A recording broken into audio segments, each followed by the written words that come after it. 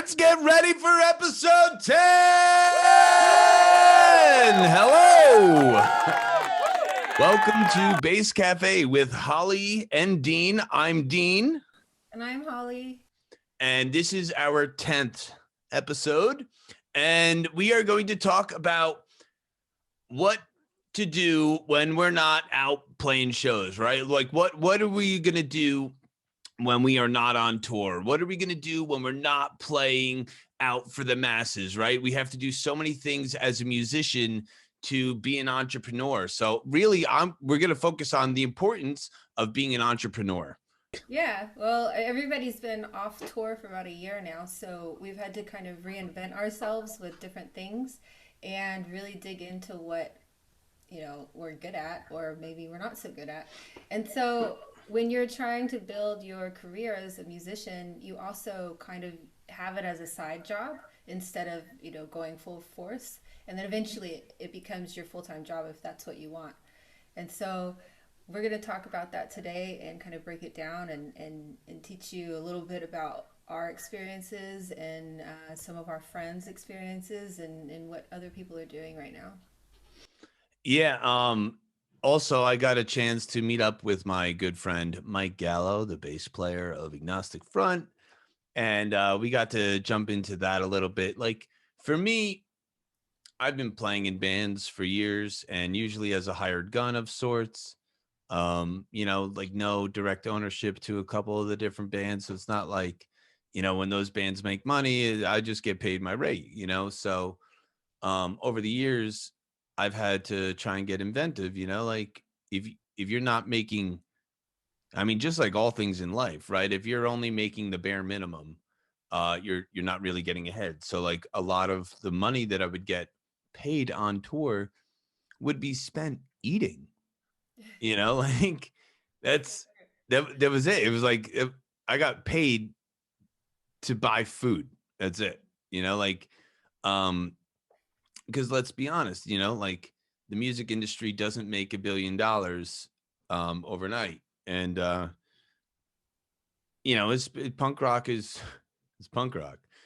We made enough money to survive, but there wasn't a lot for excess. When you go on tour, cutting even is kind of the goal, to at least cut even. But when you're trying to work for yourself and you're trying to, or even taking a band on the road and you're trying to make it better, you really have to find ways to like make more. Well, so the importance of, I think that what we're going to dive into today is like, there is no one thing that makes you rich or wealthy or brings you into the black. There is no one thing. There isn't like you make one album and that one album covers your expenses. There isn't like one tour that you go on and, that covers you for the year. Maybe, but usually it's like you'll come a little bit to the black from the tour, a little bit in the black from your album sales, a little bit in the black from like online sales, and overall together, that's how you're going to get your profit, right? You're going to get a little bit from everywhere. Like in most marketing, I think you get like 1 or 2% back from like everything, so even you can get a bigger return depending on your merch deals, right? Like some people have less overhead, some people have more overhead. For like their t-shirts, their CDs, their studio costs, right? Some people do a lot of their own work in the studio, in their house, in their basement, or in their bedroom, and then like outsource for mixing and mastering. That's totally viable, and that's a lot less overhead than when Metallica goes in to track an album. Yeah, exactly. Yeah. So yeah, that all matters. And so like with a lot of these bands, I started off with just making a t-shirt. I just had a white t-shirt. It said Dean on the top and it had the minor symbol that I have tattooed on my arm. And then it just kind of grew from there. And that even led to me taking that to writing my first solo album, just like assembling songs that I was playing, that I was writing while I was on the road, what are Yeah, some of the things that you it's do? oh, sorry. No, I was gonna say, what are some of the things that you're doing right now to, since you're not on the road, and you've become quite the entrepreneur lately, if I have to Yeah, say so yeah. myself. Well, I did go to college for business and entrepreneurship, so I think I've always kind of had it in me. Oh, good for you. Thank you. When I was in Dallas and I was first started doing music, I was a hairdresser. So I was able to make money during the day, and then I was able to fund whatever it is that I was doing with my projects, and it was really easy. Flashback or flash forward to today when I'm not doing a second, that I'm not doing hair. I'm focusing on music and I'm focusing on creativity and trying to make that my career. And so I wrote a record a couple years ago, had some merch with it and everything. But the last year, I put together a website. I'm teaching bass clinics from my website. I'm doing this.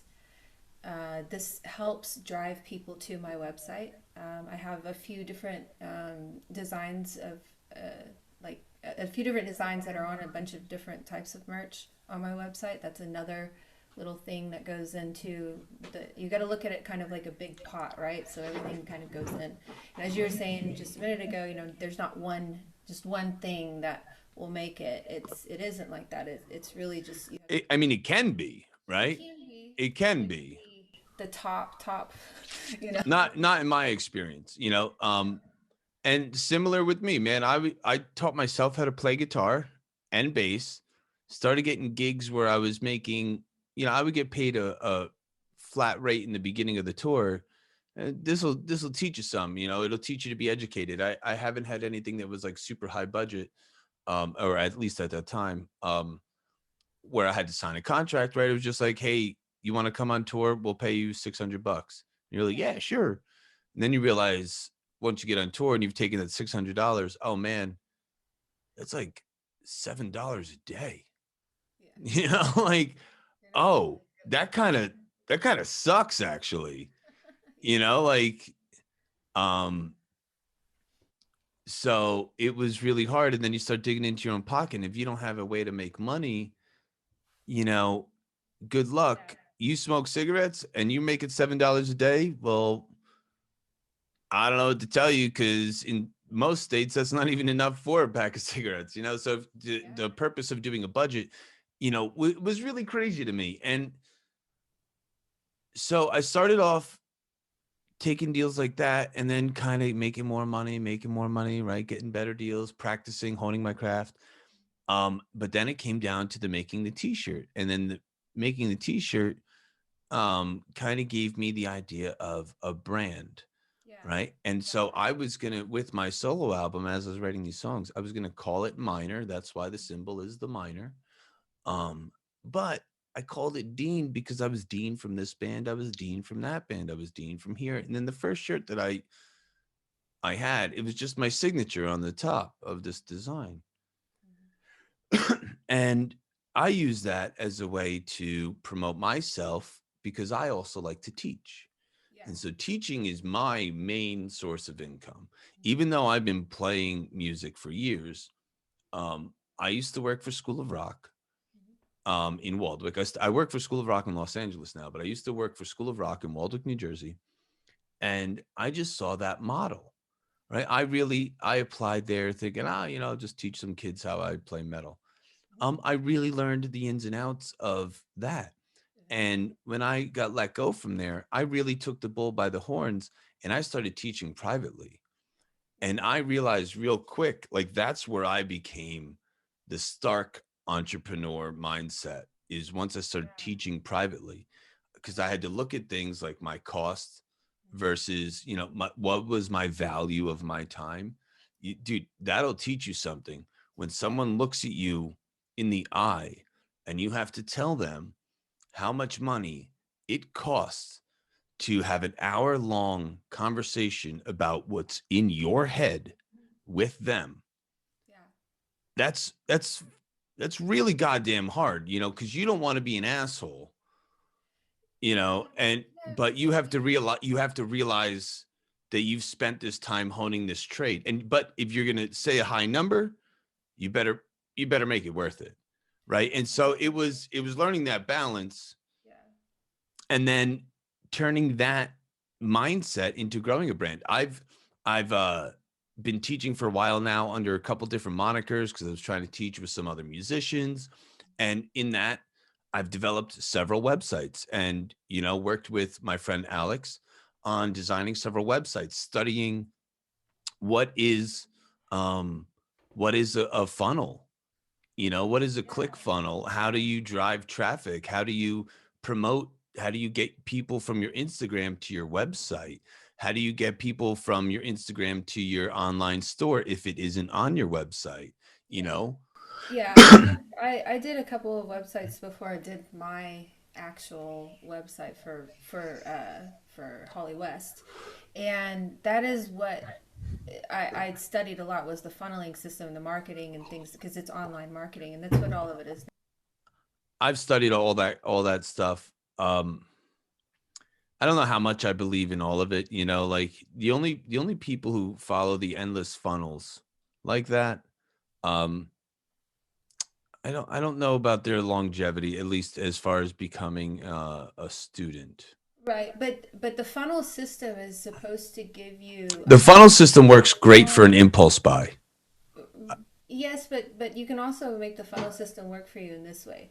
You start with, an advertisement on Instagram or Facebook, and then it takes the person to their website where they can find something like a t-shirt or a video or something, or maybe even not even something, a t-shirt, like a video or something else that they really enjoy. So then they subscribe to your website. Okay, that's already one thing that has helped you, right? So then you start giving them, weekly updates on what you're doing, and then all of a sudden they buy a T-shirt. That's another step in the funnel. And then they want to take lessons from you. So that's another step in the funnel. And then your final step is whatever your biggest package is for your time and your creativity and your help. And that's where the bottom of the funnel or the top big part of the funnel is. So it's basically I'm sorry, it's probably the bottom, right? So it goes like this. It's Right. all these little things, and then it goes all the way down, and your big package at the bottom, which you only need a few people to buy. You only need a few people to really invest in that. And then there's a bunch of other people at the top that are helping. But the funnel is, you keep the ideas, and then they start investing more and more. Well, and so that's and part of my like little bit theory is that's how bands work anyway, right? I just scaled everything that a band Every does business, yeah, every business. down to myself. And that's, that was the approach that I took from it. I didn't go to business school. I don't have a business degree, but I can tell you that I used to have to grind at jobs that I hate, Yeah, and now I play guitar for money. yeah, yeah, yeah, And absolutely. that's the truth. And It's like, it's like I think we talked about like when in business school when you first go to business school they talk about widgets. Like that's the first thing that they talk yeah, about. it doesn't matter what your business is. And I always knew that in the very beginning, that it doesn't matter if it's an album Yeah. or a piece of pizza, or or a complex piece of engineering, or a pen. It's a product is a product. You can make a product. It's supply and demand, and that's the ABCs of business right there. You have to have people who have the demand for your product, give them the supply, and it works every time. You just And so, yeah, we have all these tools where we can funnel, right? And so, both everything that we're talking about is being what? Becoming an entrepreneur, yeah, right? yeah, That's what we have to do. We have to think outside the box. I was talking with my son's mother, and she was saying like you're very innovative when it comes to a problem. Like I don't believe in can't. Like mm-hmm. can't is worse than an F bomb to me. Like Yeah, yeah. it's just I had an English teacher one time. She had a can of soup or something, and she had an eye on it, and she put it at the front of the class, and she's like, "This is my I can. Everyone, let's say it together. I can." Yeah, that's It's true. It's awesome. true. I mean, it's true. Like you can do anything you want. Really invest in that. And then there's a bunch of other people at the top that are helping.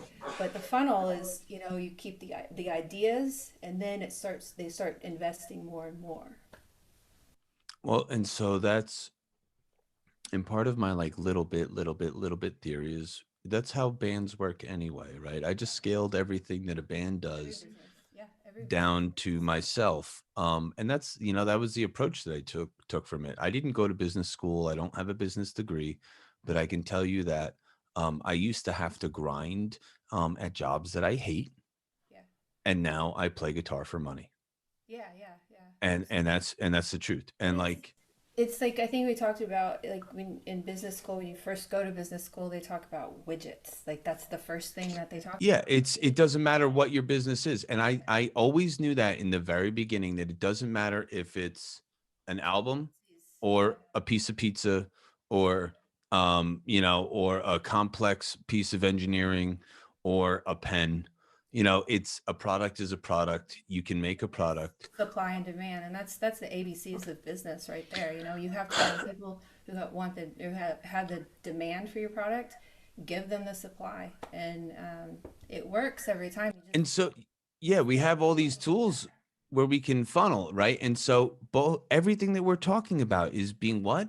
Becoming an entrepreneur, yeah, right? yeah. That's what we have to do. We have to think outside the box. I was talking with my son's mother, and she was saying like you're very innovative when it comes to a problem. Like, I don't believe in can't. Like, Mm-hmm. can't is worse than an F bomb to me. Like, Yeah, yeah. it's just I had an English teacher one time. She had a can of soup or something, and she had an eye on it, and she put it at the front of the class, and she's like, "This is my I can. Everyone, let's say it together. I can." yeah, that's It's true. It's awesome. true. I mean, it's true. Like you can do anything you want. Yeah, and so like I've been able to take the idea of a t-shirt and turned it into becoming a music teacher. Yes, I also work for a school of rock in Los Angeles, but I also work for privately. And that's a non-conflict situation for me, because the only students that I have, um, they're not from LA. They're from, New Jersey, which is 3,000 miles away. Even though everything's on the internet right now, but like, yeah, it's um and or from touring, right? From going around and touring, but I've even got I've gotten a decent amount of students during this time of Hmm. lockdown Yeah. life, just from Instagram posts, for having a website, for sending someone to my big cartel, Yeah. deanmusicofficial.bigcartel.com. Boom, you buy lessons right there with a credit card. Yeah. Yeah. Like Yeah. the importance of setting up an online store, the importance of setting up a website, the importance, and like, I how did I learn this? YouTube, man. Yeah. I didn't go to school for business. And honestly, even if I did, if I graduated high school in 2002, there is not a damn thing that they would have taught me in any college about business that would be remotely relevant for 2018. Never you mind what we went through in 2020. Just the basics, really. Just Yeah, yeah, and the basics are that's like it's like no shit. yeah, yeah, exactly. It's a little bit of common sense for sure. Yeah, the numbers thing, knowing your numbers and the evaluation of your profit and your margins and that kind of stuff, that gets a little complex. But honestly, there's nothing that like a handful of YouTube videos can't teach you, or some Ty Lopez tutorials. Yeah, Like, or just trying to talk to people who are have already done it and who know what they're doing, and that really helps. when you want to graph your progress and everything like that, and chart your sales, that stuff can get hard. But a lot of things, dude, Yeah, it does it Squarespace all does for it you. for me. Yeah, it does it for you. Big Cartel, they do it for me. And you They don't need give to me the graphs, they recommend. give me the charts. Anything else that I have to know in business is Yeah, plus or minus. That's it. yeah. Wix Maybe does the divide. same thing. Yeah, Wix does the same thing for me. There's a lot of different stuff on there, and I can actually input if I get money from another source. I can put it in there, and it just has it all there for me. And it can print it out. You can see all your charts and stuff, which is great. And so you used to have to do that manually, and you don't have to do that anymore. So that's Another thing that's cool about having your own website too, that I any tour that I'm on, mhm. we link it with the what's it? Bands in town. Yes, we link it with Yeah, the that bands in works. town. And so now I, even though I'm just working for someone, I can Yeah, send someone to my website and say you could just go right to my website and you can find a link and you could purchase the tickets. yeah, Like, yeah. and that's great. That's great, great stuff. You know what I mean? And that's I'm not making anything, but I'm driving traffic through my website to that link. Now I've had some issues with bands in town before because my old band Honey, there were a couple other bands named Honey, and so they would show up in all these different places, and so people would be asking me if I was playing in places that I wasn't playing in, and so sometimes the linkage is because they go off of like, the name. So that's going to bring me to a different point of view So is when we're becoming an online entrepreneur, mhm. Oh yeah, we have to do active due diligence and research. This is something I don't think we've talked about too much. Whatever your brand is, mhm. you have to do due diligence. Yeah. You have to. Yeah, Um, I had the everything trademarked and I don't think the other bands did, but it doesn't matter because Bands in Town doesn't go off of that. They just go off of names. right. So, but even if you have even if someone were to have like me, if I already had the trademark or the whatever, the copyright, what if there's 15 bands? Mhm. That's still up to me that I'm going to now have to fight them for that space, regardless of who owns it. Yeah, You're going to have to now fight for that space. yeah, And if anyone pops up with that name down the road, you have to be actively seeking that, right? yeah. So, Yeah, um, I asked these people, what was going on their end, and they said that Bantamtown, because it would come up as them instead of us, or it would come up, they're asking why is this different picture on our band name or whatever, and they said we don't have anything to do with that. It's just Bands in Town does it because of the name. So if there's like somebody that's posting, Holly West is playing in Dallas, Texas, and there's another Holly West that's maybe a comedian and she's on Bands in Town or something, it might switch to that. And it's unfortunately, it's just kind of what happens with that type of platform. But so with all this though, we also learn how to become our own IT people, right? yeah, So I'm sure that with that, you've figured out, all right, well, when this happens, now we're all on our own, DIY. We're going to get on the horn with bands in town. We're going to contact these people. We're going to fix this issue. And then you have to do that because yeah, I tried and it didn't work. So I just on my website, I just I just put my everything that I'm doing on there. So if anybody's confused, they can go straight to my website and see all of my calendar. luckily, there's only one Nita Strauss, Yeah. Yeah. the one and only Hurricane. There's I think a porn star. I think she's now a romance novel writer. Yeah, and is there another one? I don't know. With what name? Oh, with Holly West. Oh, there's a Oh, photographer out here. I think she's worked with Nita before. Yes, there's a couple. couple Holly West. Couple The Holly only West. other Dean that I ever see any issues with. That's why I started branding everything Dean Music Official for online stuff. Um, is there's a K-pop artist named Dean. Okay. Uh, but that's only helped me on Spotify. You know, that's a different thing. You know, but Yeah. that dude's. I mean, there's a Korean guy, and then there's me. I mean, you'll figure it out eventually. Yeah. You know, like you'll show up to the show and you'll figure it out. You'll figure it out. When I went and did my record, I wasn't sure if I was gonna. call my band Holly West because I didn't really want to. I wanted to just, have a band. And so I asked some of my mentors, like, what I should be doing. And they said, Holly, you wrote all these songs. Like, you need to be Holly West. And you're already known as Holly West. Like, that's what you need to be. Mm-hmm. So I had a friend of mine draw, a little logo for me. And so that's what I've used. And I thought it was weird at first, but then I thought, no, even if like this just means that I can call the shots. Like this just means that it's my band, my rules kind of thing. Not that I want to be a dictator, but it's just more the fact that it works better when you have a leader. And sometimes bands don't have a leader. And I know we've talked about this before, but sometimes it is great to have your own brand so that you can be the boss, the entrepreneurial boss that you're supposed to be. Yeah, it sucks. It sucks, especially when you're doing like a solo band and like, I it's you got to do all the work. Until you get to the point where you can start hiring people, you have to do all the work. But Yeah. it's so easy, right? So what does it take to become an entrepreneur? As far as from like a musician standpoint, right? The very, very, very, very first thing you do as a musician, I don't care. I'm gonna fight this to the ground, is have professional photos. Yeah. I don't care. Yeah, I don't care about logos. I don't care about names.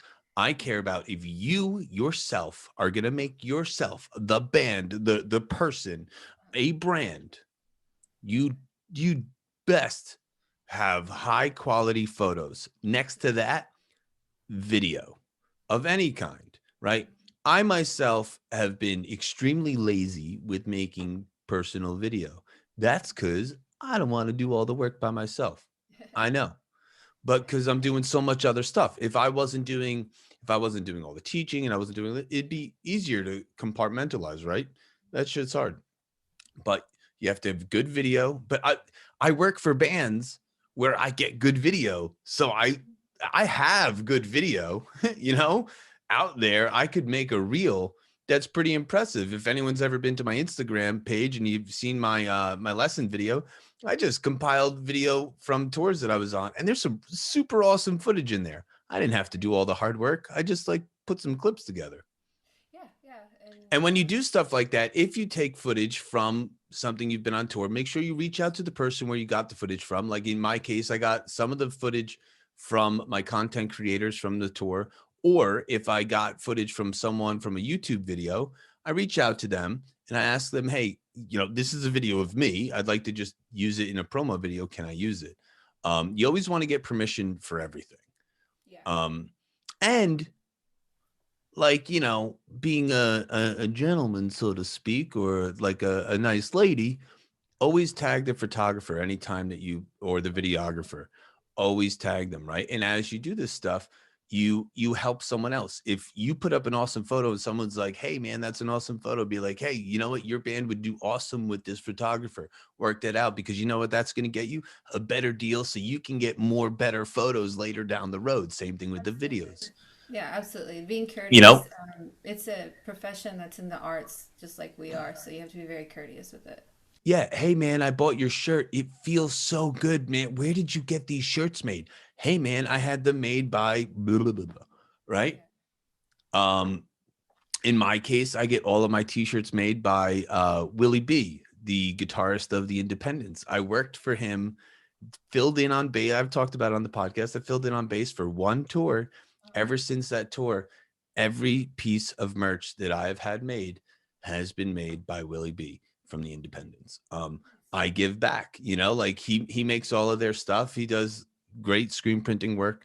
All of the Dean shirts that I did, like the Yeah. Become 3 shirts that I did, all these pre-sales last year after the Nita Strauss tour, that was that was it. And so you have to do that, and you start slowly building Yeah. up, building up. Yeah, that's kind of another point I wanted to make is like as you're an entrepreneur and as you're a sole proprietor of your own business, you have to start hiring people to work with you, right? So if you want, and you have to make your little circle, grow and your little networking grow, and that's how you become a business because every business has vendors and they have people that they go and buy stuff from, and they have, they have a deal with that vendor because it's their friend or whatever. And a lot of small businesses start out with their friends, you know. All everything I do is with my friends. All of my Yeah, graphic designers, all of my photographers, all of my merch suppliers, yeah, they're all my friends, right? They're all people that I've worked with or have a rapport with or saw they did something. And like um in case of my last photo shoot that I did, that we used for this promo and everything, yeah, that's Estelle Massery. yeah. She was a photographer who happens to be friends with Nita. I didn't even know she was friends with Nita. I just saw the photos that came from the Yeah. show and I was like, all right, so she Yeah. knows. She knows Yeah. what's up, you Yeah. know? Yeah, that's a good point. I mean, you can find a really good photographer at a rock show, and you That's probably have I'll have tell a you, mark on them. that's how I know a good photographer because You're at a a rock rock show. show for me, Yeah. I don't stand still. Yeah. So you know what the most common thing I hear from photographers is? What? Man, I had a really hard time getting photos of you. But so if they get I it, had a they really hard time getting a clear photo of you. So when I see someone and every single photo is crystal clear, I'm like, you know what's up. yeah. Because it's all about timing, right? I'm not moving 1,000%, but it's about seeing the what's happening and Yeah. taking that shot. And that having that timing as a photographer, I think it's just as important as the timing of a drummer Absolutely. Yeah. in a live show, right? There's a book called The Power of Who, and it's kind of about the fact that you probably know everyone that you need to know right now to get to where you want to go. So So if I you don't draw, right? Like I doodle, mhm, but my logos, mhm, the minor thing, I reached out to a tattoo artist that I met on tour from the tattoo station. I got this tattoo because of them. I got this tattoo because of them. I got the minor because of them. Um, these guys, they're just like our friends from the road. So I yeah, hit him up. I was like, hey man, can you draw me this design? And I wrote out what I wanted, right? yeah. Yeah, my first logo was done by a photographer that I really liked all his work, and he was a digital, he designed stuff, and so he did that. And then my second one was from a guy that does the same thing, and then the third one, or I mean, I keep that one actually, but like DGC is done by Fred, and we have this company where he does all of the artwork, and I do all the business. So yeah, you just start knowing people that can do this kind of thing. And the good thing is there's apps where you can do it yourself, but reach out to people who do it professionally so that you can get exactly what you want. That's what I would do. But yeah, you pretty much know everybody that you need to know to get things done. And listen, and you're gonna make mistakes. Mm. My biggest mistake is so like I asked this tattoo artist to draw my first design, right? And so he drew it. So naturally, it was a white background with black imagery, Mm. with black design. When I sent the logo over to the t-shirt company, Yeah, I you didn't didn't get it. specify, hey man, black shirt, white ink, right?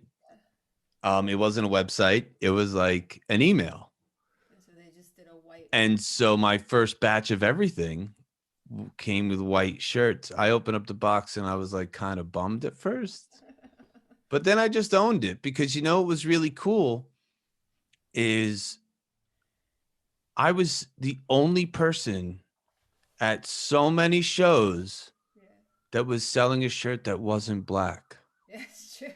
And so I didn't get a bunch of sales because it Yeah, wasn't black. yeah, But what I did get was sales by the people who didn't want to buy a black shirt. yeah. And so That's that's a great lesson to learn because it doesn't matter if you're getting from the whole pot, right? All that matters is that you're filling a hole. Guys, this is like the key right here. Whatever you do, you're filling a hole, yeah, right? When I teach, I'm filling the void of the lack of education towards a musical art. When I sell you a shirt, I'm filling the hole. If it's a white shirt, I'm filling the hole of being the only person not selling a black shirt. You know how many gray shirts I sell because it's not a black shirt? You yeah. know? Yeah, we have gray, white, and black in Zipperella. And I have white and black on my websites, but I think most people get the black ones. Oh, I do have actually no in my database design. I have all different colors. I have blue, pink. We sell red sometimes, but that's all on a website where we don't have to have inventory. But so like, and when you need someone, you know how I got a couple people? Like, I don't want to sound too Italian right here, but I got a guy for almost everything. You sound too Italian already because you're from you're from I, Jersey. I'm I got my Sicilian one ready. Yeah. It's ready. This whole necklace, it's came from Italy. This necklace came from Italy over the boat. You know what I mean? Italian. So no, but when I needed a graphic designer, I posted on Facebook. When I needed a photographer, I posted on Facebook. When I needed, leads on someone to maybe track bass, I posted on Facebook. If when I needed an accountant. Uh-huh. I got this awesome accountant that helps me with all my stuff. Yeah. And I posted on Facebook Yeah, I and someone tagged someone. or That's the thing is you're not the only person who's trying to make something out of themselves. You know who else is? The whole internet. yeah, the whole internet's out there. They're all their own little entrepreneurs now. And the good thing is that the internet's giving us a space to do that, and it's actually doable. You just have to be ahead of the game, and you have to educate yourself on stuff.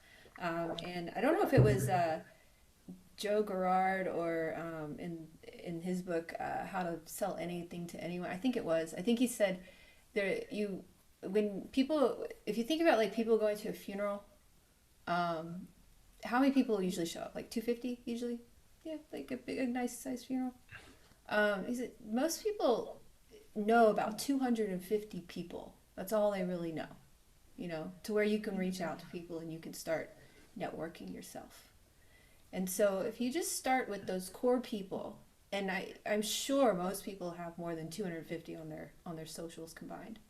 And you start looking for the people who are in your tiny tiny network, and then you go out a little bit more and out a little bit more, and you're going to find people who know somebody. Oh, this person knows somebody. You might even call your aunt that you haven't talked to in 5 years, and her sis or her neighbor is like an engineer, and he's like one of the best engineers on the planet. You never know. So there was this theory. They used to be called the 6 degrees of separation, but it has now been interned Uh-huh. the 6 degrees of Kevin Bacon. And that means that Yeah. out of any other 5 people, someone, out of everyone you know someone who knows someone who knows someone who knows someone who knows someone who knows Kevin Bacon. Yeah. And that's the truth. It is So the like, truth. you don't even have to know the person, right? All you have to do is know someone who knows someone. Yeah. And when you take that into account, Yeah. it's not that hard, Hmm. right? And what you do is, yeah, you find that person. And maybe the first person you find, I've dealt with tons of graphic designers. Yeah. OMG. Bruh. I've dealt with so many. I've had fights. I've had arguments via email, over the phone, not getting what you want. Um, it is what it is, like there's been issues. I've had some graphic designers that I worked with on some projects who were amazing. And then on the next project sucked, and it's just the way it is. Yeah, yeah. So you have to find someone else. Yeah, but also getting people to buy your stuff and to really engage in what you have. I learned a lot from Mary Kay Ash, who Mary Kay with the makeup stuff, right? Um, she was the businesswoman, and she was super super Christian. I just say that because she was just really on point with just being honest and being upfront with people. And a couple of things that she taught or she teaches in her books is you're not in charge of people's pocketbooks, and don't ever be afraid to take a no. And if you have those two things in the back of your mind, you won't be fearful of trying to get your music out there, trying to get people to come and take lessons from you, or getting your website out there and trying to get people to come to the website. Because most people fear the no, and they fear the, oh well, they don't have enough money. But if you get over those hurdles, because you aren't, do I know how much money you have? I don't know how much money you have. Do I know how much money that you're going to spend on something? I have no clue. So I'm not in charge of your pocketbook. But if I put something out there that you like, you're probably going to buy it. So, Yeah. As a teacher, right? That's one of those things that becomes harder. And I'm gonna get real with everyone right now. Um, Being a music teacher is an expensive luxury. It is. It's not a cheap thing, right?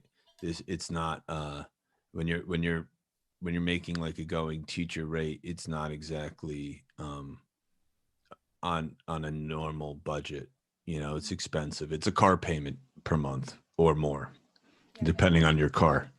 Um, and it just that takes a lot. And I have to break that at times, you know, to give back and give it where it gives. And that's hard. Like I do give free lessons to people, but I don't give out a lot of them, and I have to know when to say I can't give any for free or whatever, because I have to keep the value for the people who are affording it. And that sucks when you can't provide your service to everybody all the time, but you have to just stick to your market, right? If you nail your target market a yes, little bit more, you yes. can afford to reach into the market that can't That's a afford so that's a much. really really good keyword that you just pulled up. Your target market.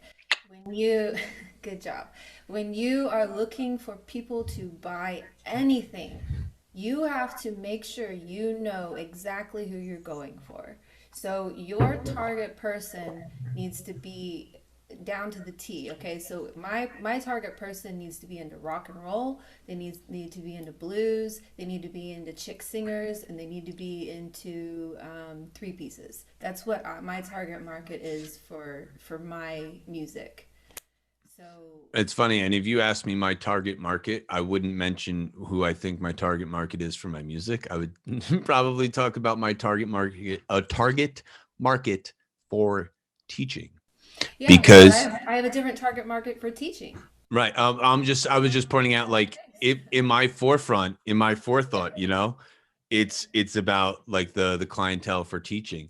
Even Right, though I'm a musician, right. I even honestly, I don't even think about like who's gonna listen to all this stuff. At least not right now, because I'm not in like an album cycle, album promotional thing. And when I will be, I will think about that, because I can't think that my target market, who's paying for this luxury lesson, um, I call it a luxury because it's so It's a luxury. expensive. It is a luxury. Well, no, it's a luxury. It is. It's You can you can go online and you can learn all of this stuff, or you can get a teacher who could really really show you the shortcuts, the ins and outs, and then that's when the $300 they spend or $400 they spend with you every month is worth it.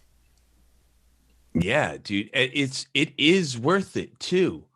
Like I swear, if I would have had someone like me tell me all the things that I tell everyone, And I love that you say it like that too, because that's exactly what you need to have as a mindset as an instructor. yeah, if I would have had someone like me to tell me all the things that I was doing wrong, I would have saved easy over a decade Yeah. before I got to the point where I got, but Or because I would have continued at age 13. well, so here's the thing. So I have like these list of guidelines that I focus on, Hmm. not just in my lessons, but also in business. Hmm. And I didn't just write them just for my students. I also write them for me.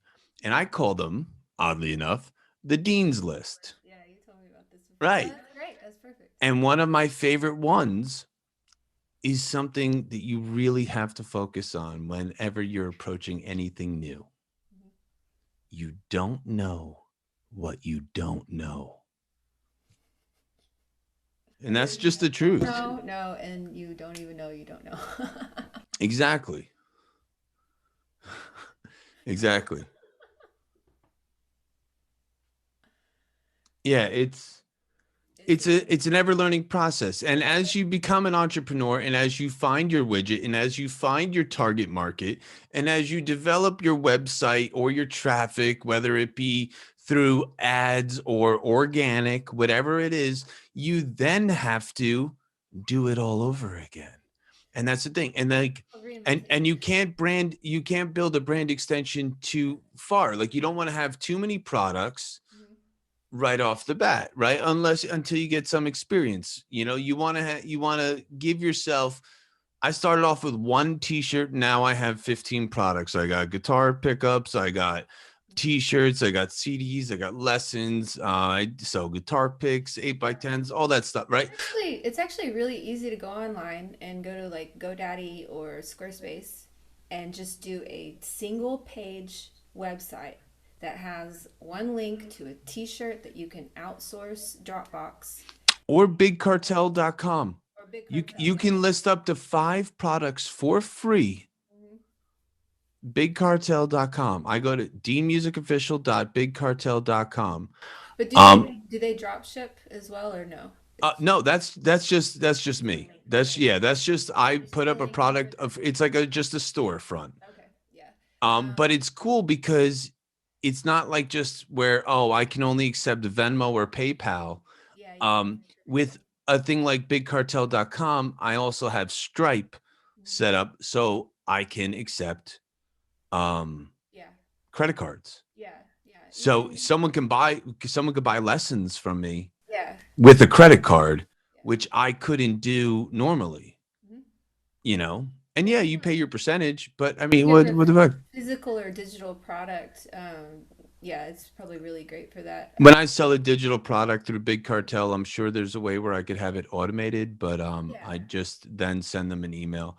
I Did you don't have find? everything set up to be all maintenance free. That's part of the thing where now that I have all this, now I need to get to where you're at, where a lot Yeah. less Well, of what I have is you me would physically doing it. you would find a drop ship company that you could just link on Big Cartel because you could do the same thing on the other websites. It's the same thing. Yeah, So we would have to I'm do. a little old school. Like I have all these tube amps behind me. You know, Yeah, no, like I've got merch too, but I don't ever push it because I don't need to. I have something that I mean I do my hot sauce I sell from here, so I have to actually go physically put that in the mailbox. But everything else, all the t-shirts, everything is drop shipping, which is the kind of the new way. Otherwise, we would have 100 t-shirts in here, and it would be chaotic. yeah, dude, trust me. I know. I have, and drop shipping is the cheaper alternative. And it's honestly, it's not bad as long as you link up with a good company that has a good quality product. Because listen, these companies, they don't want to have a crap product to begin with. You know what I mean? No one wants to have a bad product because everyone wants future business. Yeah, yeah. Um, Everything that I've gotten from our suppliers has been really good. Like these beanies are awesome. The shirts are really soft.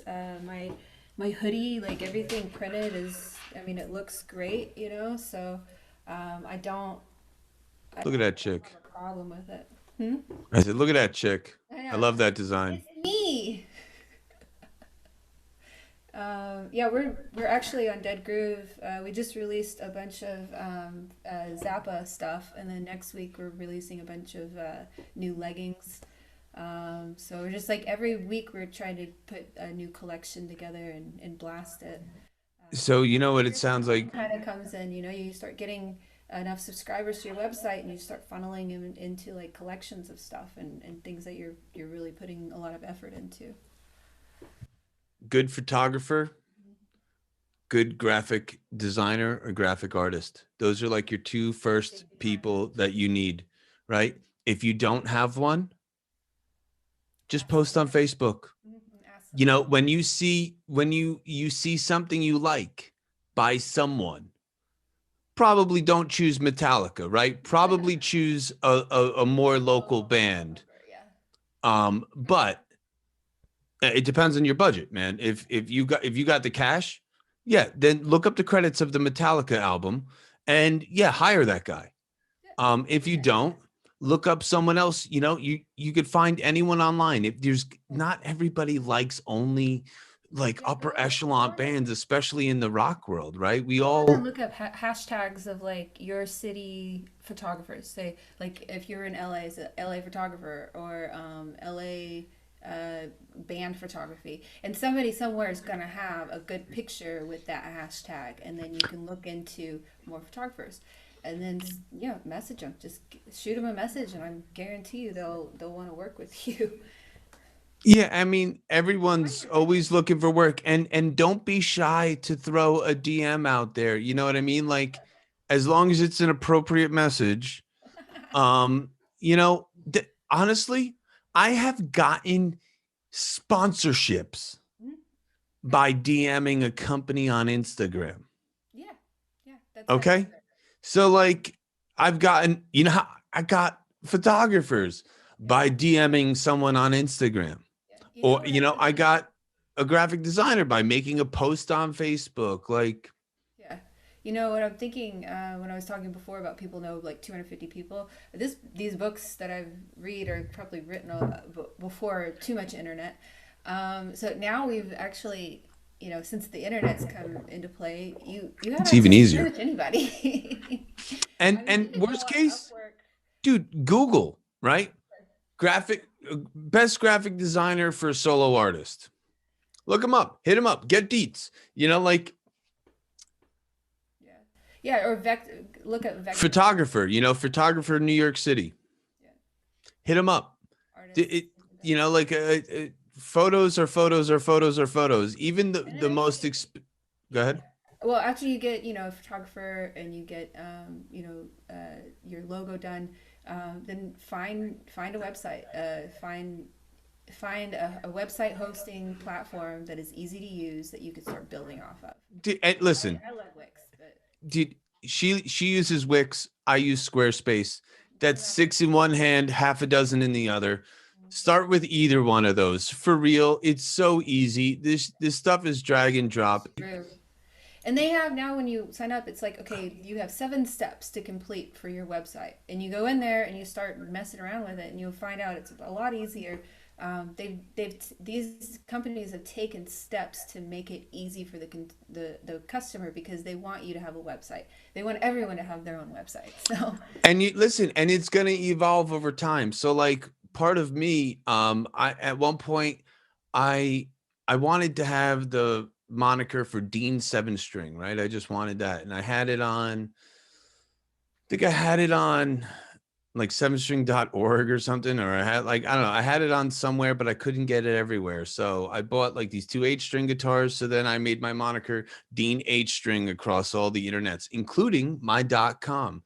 Well, as time went on, I played the H string a whole lot less than I really thought I was gonna, because I don't know, I just like the 7 string better, and even the 6 string. It's just a thing. I could go into it for 10 hours, on why I love it, plus don't. Um, and so I had to think about something. So even my website, it was designed under Dean H string, and it linked to my Instagram, which was Dean H string. And I bought Dean H string off of GoDaddy, built that Squarespace, linked everything up, had it, ran it like that for a little while, right? So, and even my big cartel was deanhstring.bigcartel.com. As time went on and I wanted to change and rebrand, right? I'm selling all this stuff. It's all the same pages. Well, eventually I bought a different website. I bought deanmusicofficial.com.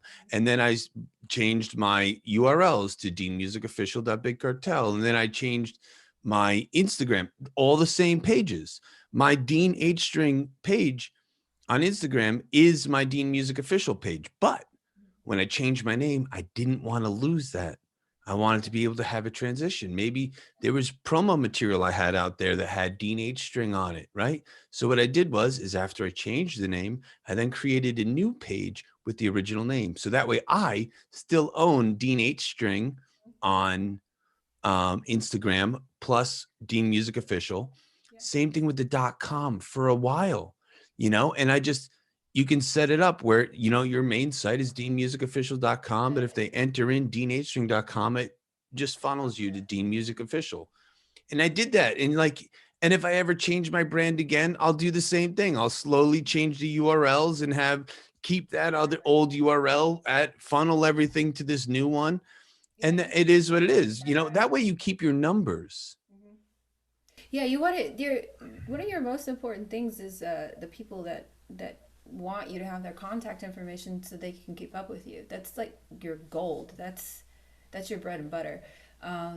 You need to have a mailing list. So a website is the best place to have a mailing list. Make sure you have a mailing list at your shows. I don't care if you're a punk rock band. If you have a punk rock band, you probably have some T-shirts. Tell people to sign up on your mailing list. Because guess what? Next time you put out your record, you're gonna want people's mailing address or their email address to let them know that you put out a record. Because you're not gonna just put it on Instagram or Facebook; they'll never see it. Right. They might see it. So keep your mailing list and keep give it or sending it to people as much as you can. Once a week is a great idea. Once a month is fine. Twice a month, fine. And it doesn't matter what your products are. Our guest this week is Mike Gallo from Agnostic Front, and he does graffiti art, right? And he does like some pop art stuff, and he's so good at it, man.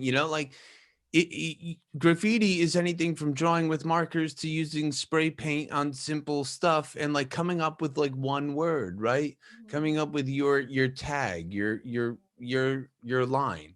And that's what he does. And through the powers of the internet, through an Instagram page, through a website, he's able to sell his artwork, which, you would think about it. It's graffiti. He's a hardcore punk guy, and he shreds the bass night after night with Agnostic Front for 20 years now, right? And we're not touring. So what is he doing? He built up this thing that he's been kind of working on. He started when I was with him on tour, he was handing out stickers and it was sending people to websites, and the sticker had one of his pieces of artwork on it. And then you take that sticker, you put it up somewhere, but you go to the website and you buy this artwork, and then you get more stickers, and then you put them up somewhere else, and then someone else finds That's it. his funnel system. That's his Yeah. And funnel it's system. punk rock, right? So what is it? It's It's those little stickers, your business card, just getting people there. And, if you give it to 100 people, I guarantee 20 of them are going to want to figure out what's going on. Dude, come up with the cool sticker. Stickers are cheap enough. We're talking about all this stuff that takes money. Now, if you take Holly's Avenue and you do drop shipping, right, you're still going to have the overhead of things like a graphic designer Website. and stuff like that, but you won't have to worry about the thousands of dollars it costs to put stock in. Yeah. You're someone like Mike. Your overhead is spray paint and canvas, and unfortunately, he can't drop ship that. He has to Yeah. create that, right? And that's just the way it is. Depending on your business, it doesn't really matter what it is. It's your art. You're creating it, and then you're selling Now, it. if he wanted to do prints, he could drop ship that easy. Yeah, heck yeah, he could, and that's he We do probably that should. with Dead Groove. We have posters and we have postcards that if somebody just wanted the print of whatever we've done, they can order that. We have Bob Marley and Frank Zappa on the wall right now because it's And that's great. I didn't even think about that. That's such an awesome idea. That yeah, he could make his artwork. He could sell his artwork for the price that it goes for, but you could sell the prints for way less. yeah. And it doesn't matter. We're all artists, right? It doesn't Mhm. matter if it's a t-shirt or if it's a painting or if it's a poem or if it's handwritten lyrics or if it's the album on iTunes or if it's hitting the like and subscribe button down below and subscribing to this or sharing something on Facebook. It doesn't matter. This is our product, right? Yeah. This is a product that you and I create that has no monetary gain for us. We are doing this for the pure love of what we do and expanding that knowledge out there to other people Yeah. so that Like way maybe they can help someone else. Yeah, like with DGC, I started it with my boyfriend Fred, and so he's the artist, and I'm the person that does all of the designing of the website and make sure everything goes good with the customers. But we did that because we both wanted to get not only our art there out there, but we wanted to work with other artists with our business. We wanted to grow as a business. And the cool thing is that we took, my design that he did for me with my Holly West design, and then we turned it into the Dead Groove design. So anybody that sees either design, or they're gonna know this is me. This is my brand Right. picture. And so it's important. I mean, to, like we're saying, networking with people, working with people, but work with other companies or start other companies with people.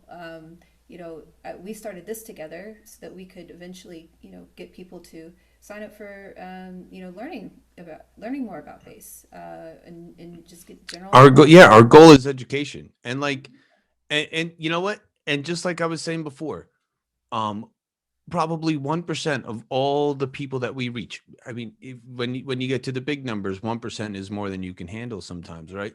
But if 1% of these people, um, not if, but like 1% of everybody who listens is going to further their education on bass, hopefully with either myself or Holly or any of our constituents that we work with, right? But the goal is that, yeah, 1% of everything that you do is actually going to come back to you in a positive manner. If you do, or you're doing online promoting, listen, all of your impressions, you'll be lucky if 1% of that comes back. Usually you have to have like, to get a noticeable 1%, you'll be like, oh, I got nothing back. It's because you haven't hit it, the mark yet. You still have to keep promoting, keep promoting, keep promoting, Yeah. because what you think is 1% is not one out of 100. It's more like one out of a billion, Yeah. you know? That's why it's good to have many things in the pot. You want to have many things going on. So people have access to, enough things. It's not just like they can only go buy your record. They can only go buy your one song that you put out. You're not going to make enough money off of that one song. You have to continuously build a brand around yourself. Right. And like, Pay your and bills. we have to be original because listen, It has to come from the inside. yeah, It's and authentic. if you're one of those people who can pump out songs and you could pump out singles like that, that's awesome. But odds are you're going to pump out a song that's going to have a t-shirt, that's going to have a physical CD, that's going to have a music video, that's going to have a lyric book, that's going to have a tab, that's going to have an instructional video. Like, that's really the way to do it. That's going to have a beanie, that's going to have a hoodie, Yeah. right? And that's how you do that. There. It used to Yeah. be you would do all that stuff per album, Yeah. right? Now the world has changed to singles. Yeah. So, Exactly. I definitely see some people online that I don't know them. I don't know their music, but I follow them, just because they're a musician, and that's exactly what I see because they are doing it. They're doing a lot of stuff. They've got their followers up. Their followers are engaged, and that's what they're doing. They're doing like maybe once every other month. They're doing a single, and then they're just writing that out for a month or two.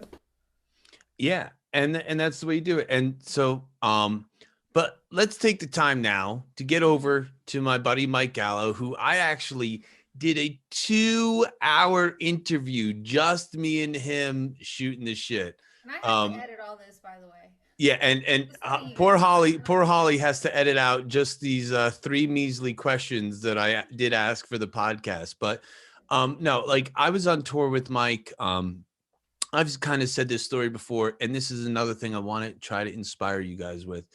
Is I said yes to the gig. That was a big thing. I said yes to the gig when I was on tour with Nita and had this job opportunity that once in a lifetime thing. In like, if you say no, you're not getting another one. You say yes, you might get another one. You might not, but whatever. This is the job. So I said yes to this job. I worked for Static X, busted my ass, interned because of that, got hired by Prong to go on tour with Agnostic Front. Agnostic Front is a band that I myself, when I was 15 years old, remember screaming "Gotta go" from the crowd while these giant 6'4", huge 300-pound guys were jumping off the stage and crowd surfing too. I was 15, like getting ready, feeling I was gonna be crushed. And then all these years later, now I'm on tour with these guys, and it wasn't just Roger from Agnostic Front. It was Roger. It wasn't just Pokey from Agnostic Front. It was Pokey. It wasn't just Craig from Agnostic Front. It was Craig. Yeah. It wasn't just Vinny Stigma from Agnostic Front. It was, hey, Vinny. You know, and it wasn't just Mike Gallo from Agnostic Front. It was Mike. And that was really cool, man. And that was because I said yes to the gig. And I'll tell you, I missed this dude. That's why we had a 2-hour conversation. As musicians, we almost don't know what to do, without being on the road and stuff. But so I got to catch up with Mike. Remember, for the full 2-hour interview, you go to my patreon.com/Dean Music Official, and you can see the whole thing, all the interviews I do here on the podcast. I do the full extended interview, unedited. You get to see everything. You get to see our smack talk at the beginning, smack talk at the end. Maybe someone's hitting a beer. Maybe someone's hitting a bowl. I don't know. It's kind of informal, and you get to see it all. So here is my 3 questions with Mike Gallo from Agnostic Front. Take it away. Mike Gallo, bass player from Agnostic Front. What's up? So, man, we were on tour in 2019 together, had so many awesome times on the road. I thank you so much for doing this. Man, you have been a part of Agnostic Front for upcoming on 20 years now, right? Yeah, 20 years. Yeah. I think the first tour I did with them was, I think I kind of joined the band around late February, and then mid-March we went on the road, and then it was 20. Yeah, it was. At the time it was insane because I was just this young kid. I think I was 26 years old, and I was just holy shit, I'm in the Agnostic Front. Yeah.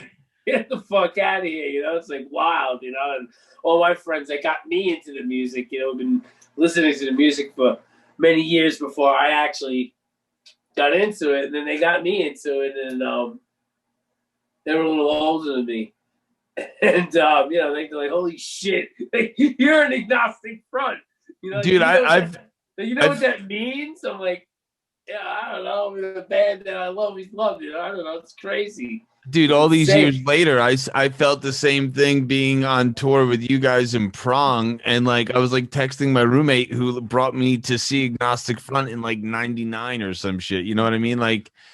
It's iconic. Agnostic Front is our, however you would say that, an iconic staple to the hardcore and punk rock scene.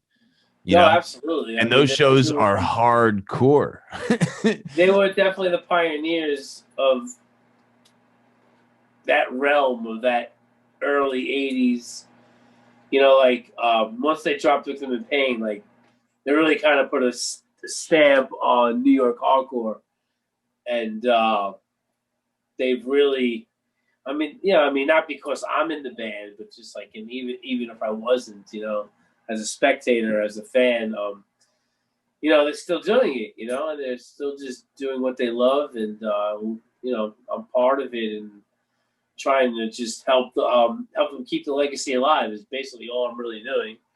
So, on those shows, you guys had people all over the stage, right? There was some shows, there was mountains of dudes crowded all around the stage.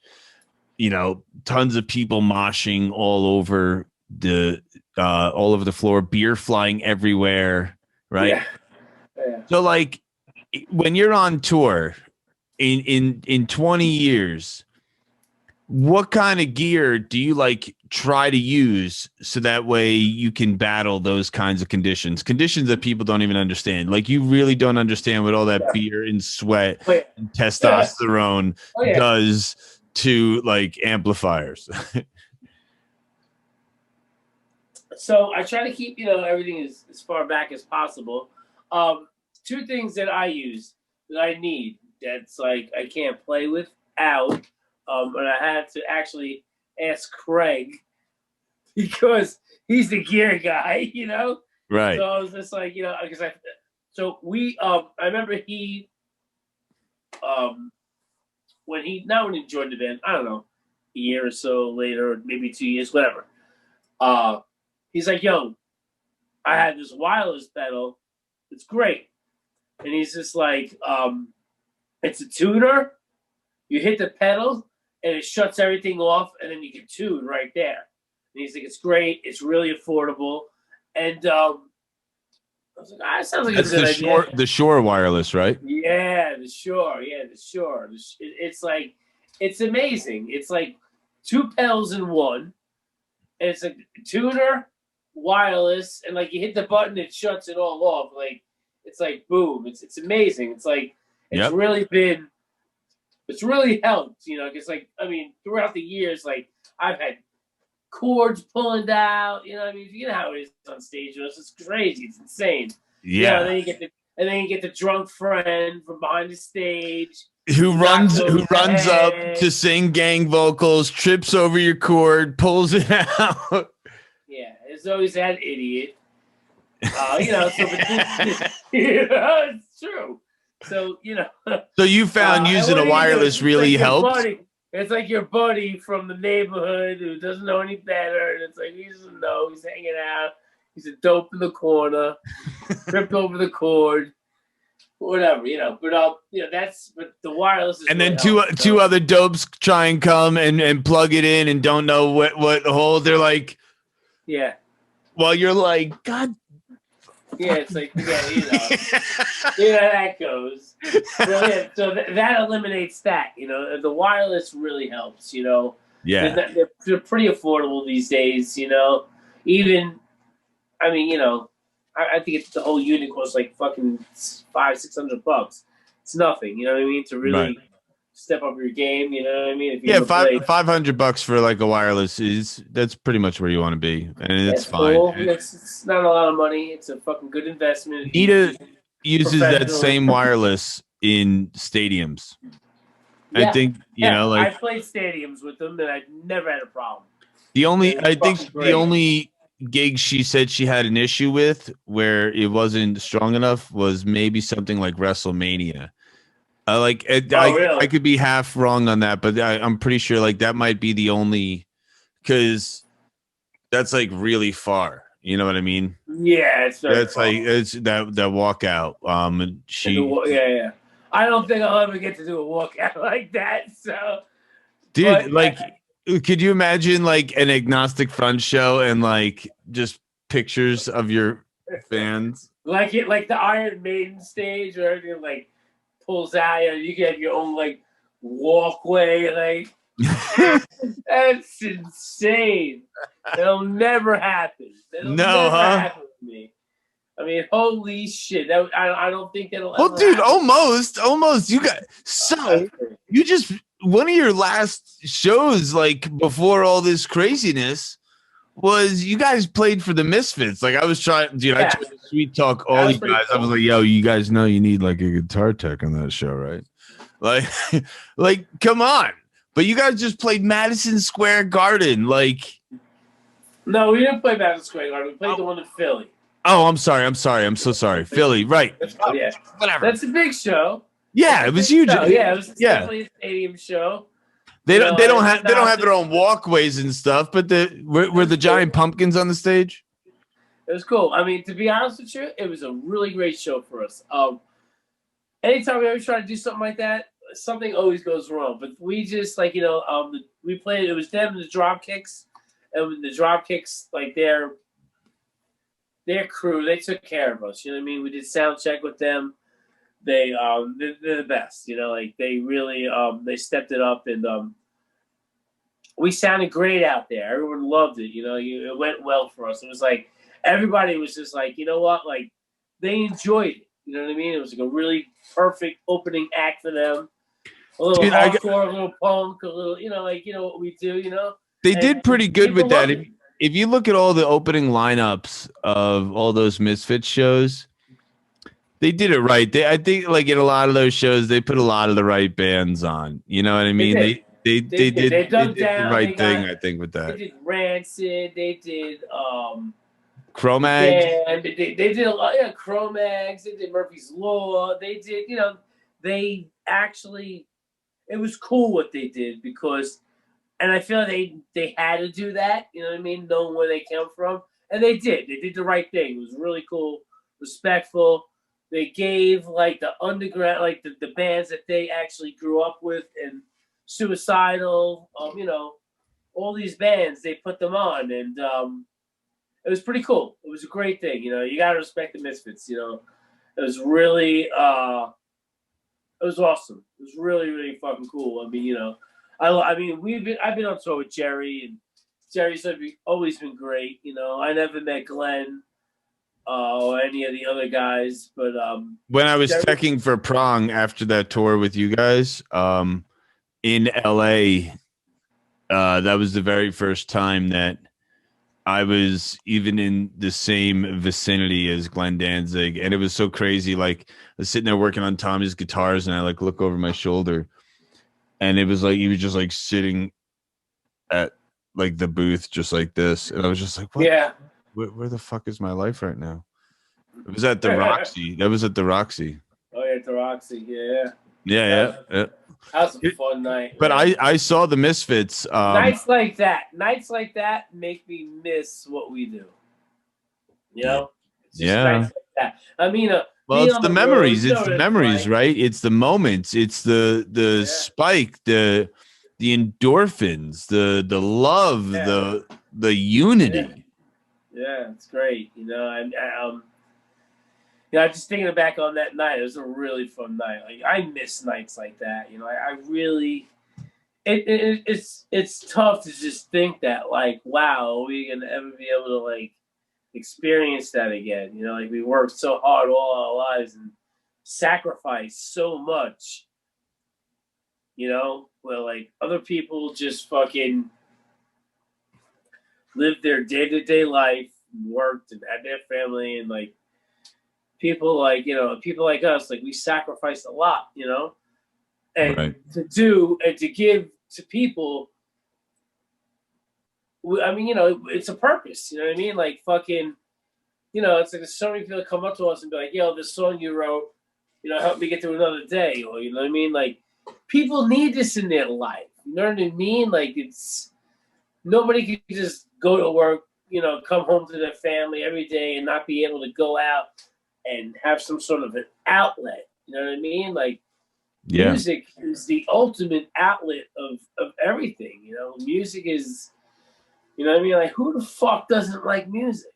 You know what I mean? Like who, like, even your average fucking Joe.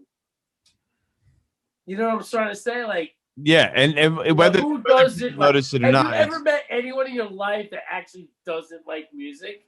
there's been people that have tried to say stuff like that, but they don't realize that there's always some form of music, even if they like in movies, the soundtrack of their life. Yeah, while they're doing something somewhere, they watch a TV show, they play a video game.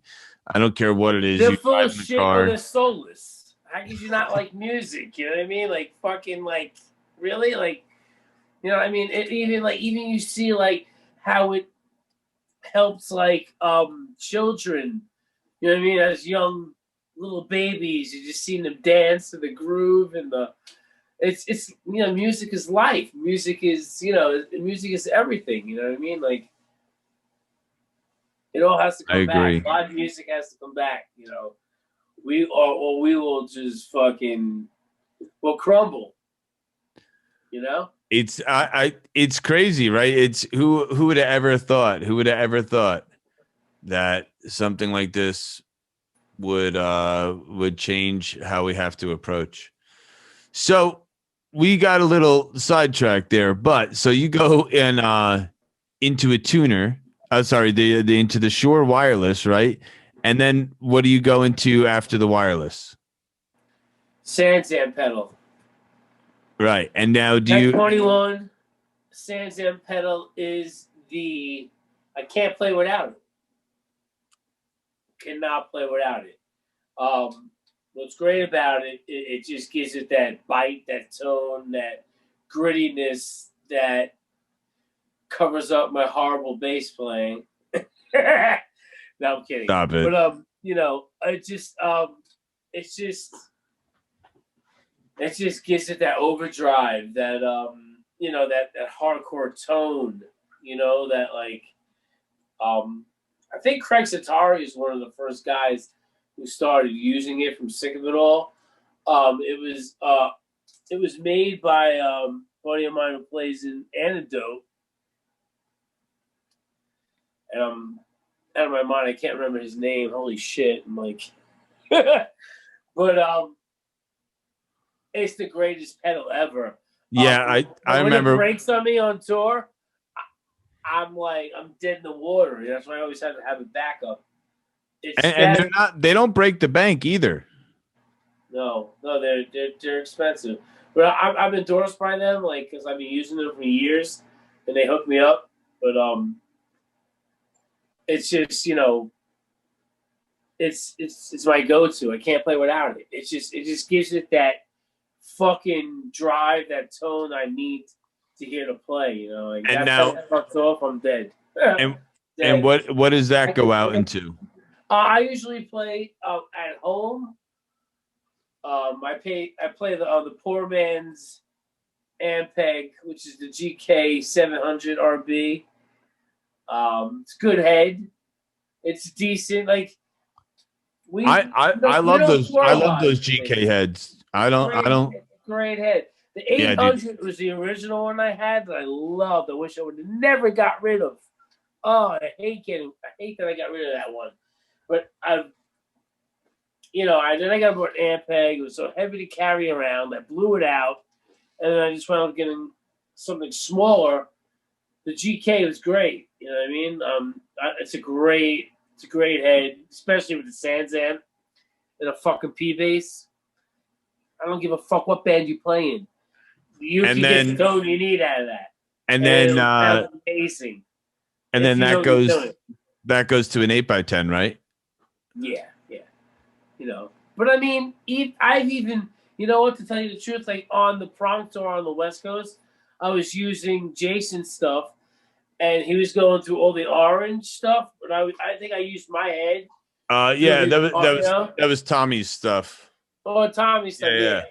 Well, I think it's both theirs or whatever. But it sounded amazing, and I was actually, I'm going to go get the orange thing, and I was going to do it. I just kind of got caught up. I never actually wound up, like they told me, they hooked me up. I think they didn't hook me up as good as I thought they were going to hook me up, and I was kind of like, all right, I'm going to have to pay for most of it. It was kind of like a nice little discount, which is cool. I just didn't think at the time. I was just like, whatever. But the orange sounded fucking great, and it was just that little. What was that thing he was using? It was a 4x10. Yeah, it was amazing. With my head on top of that, and the Sans Amp fucking sounded incredible. Yeah, dude. It even cut through. And those cabs also, like the guitar cabs with that bass cab, it just fills up the stage good. It fills up the stage really good. Amazing.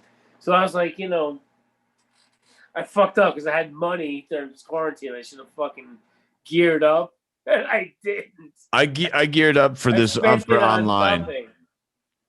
I geared up for online. I upgraded my interface. I got myself webcams. That's a good move. Yeah, that's the direction. Because I teach a lot. So I built the studio. That was cool, but I didn't think about the music thing. But I can still do it. I can still do it. I'm gonna start getting into that now, but I'm good. My gear is good. My gear is solid. I always make sure it is. Yeah, right. So all right, so that's your gear. And now what? Oh, I just fucked up. Hold on. Where are we at? There we go. Oh, that's gonna be all fucked up. I was trying to change here. This. Whatever. All right. So you have your tuner / wireless into your Sans Amp, into your GK head, into the 8x10. And now what bass you're using. What do you look for in a bass? Like what kind of pickups do you like? What's your main go-to bass? My main go-to bass is just the standard American P bass. That's it. That's my thing. I'm endorsed by ESP, and I put they sent me a beautiful bass that I play in Europe every day. You know what I mean? They Yeah. do, and they actually just sent me another new bass. For me to play here in the States. They went through some changes where, at the time, they just weren't giving me what I wanted, and so I was just playing my P bass. Right. But I'm right now. So you have different gear for Europe and for America? Just the bass. America, I usually use my P bass. Over in Europe, I use my ESP. But they just sent me a nice ESP now, so I'm full time using that. It's a beautiful bass they sent me. And still P bass pickups on that? Yeah. No. I mean, actually, no. No. It's full ESP. All the pickups. But I'm saying like the P bass style. Yeah, absolutely. But they're not They're not passive though. Oh no. No, I mean they're passive, not active. Sorry. Oh right. Yep, Yeah, my favorite pickup combination is the PJ, like on the Fender Aerodyne, where it has like the jazz pickup, the thin rail in the neck, and then the staggered in the bridge. That's like that with a fresh set of strings is like on a Fender bass. It's unbeatable, unbeatable. That's another. So another thing I wanted to talk about is you and I have a very, very, very similar thing that we do on the road, and not everybody does this. And I do this especially as a bass player. You change your strings every night, if I'm not mistaken, when you're on the road. Like I remember you changing strings more often than me when I was working for Prong and with Jason and Tommy. Oh yeah, I mean it gives it that bite. You know what I mean? It really gives that attack. Well, so you're like a Sansamp guy, right? So you're going for that grit. Right? You're going for that grit. You want that grit, so you need that. With the strings, it's overboard. It fucking punches you. It's got a blast in the face. You know what I mean? Like, otherwise it just doesn't work for me. It's just hard for me to even play the dead strings. It's just like not there for me. I need so in your face. And that's our sound, Yeah, I need to hear it. I need to hear it. Yeah, it's got to be crisp and fucking bright and hard. It's got to be. Otherwise, it falls through. I'm in a band with two guitar players, so I want my presence to be known, but not over do it. But it's got to cut through a little bit. It's got to especially with hardcore music, the bass and drums is everything. You know what I mean? When Everything did you else on top is just when did you like adapt this habit of changing your strings like super often to always get that tone? Like, was that something that because in the beginning, right, we're all piss poor broke and we can't afford bass strings like every goddamn day. So like when did this become something that you learned was going to benefit you, and when did you adapt it? Was it with joining Agnostic Front? Oh yeah.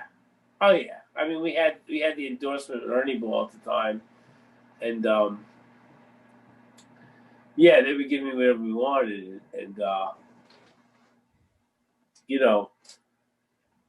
so I was changing the strings every night. But then I realized that I only actually played the top two. I mean, for the most part, I mean, I always hit the other strings here and there throughout the set. But the top two is like what you're riding on. That's everything, Yeah. So then I just have them send me E's and A's, This way it's like less stuff they have to send me, save them money. I don't want to fucking be a dick, all I'm playing is out of the top two, so just send me them. And then Right. I would like send me those in like 2 full sets for a tour, and they loved it. It was great. They loved it. Yeah. Yeah, I bet. Yeah, Ernie it's Ball was punk great. rock. Punk rock. Ernie Ball loved it. They were great. And then we wound up, switching companies because, I think that Ernie Ball went through a lot of changes, and they were doing a lot of shit. And at the time, we were touring like lunatics, and I'm like, fuck, I'm not getting bass strings, and I'm fucking losing my mind over here. And I'm like, so I had to, I had to switch over. Yeah, what'd you do? Who'd you go to after that? Guess who hooked me up? Well, I mean, I saw what strings you use now, if I'm not mistaken. What? Let's challenge you. Let's see if you know.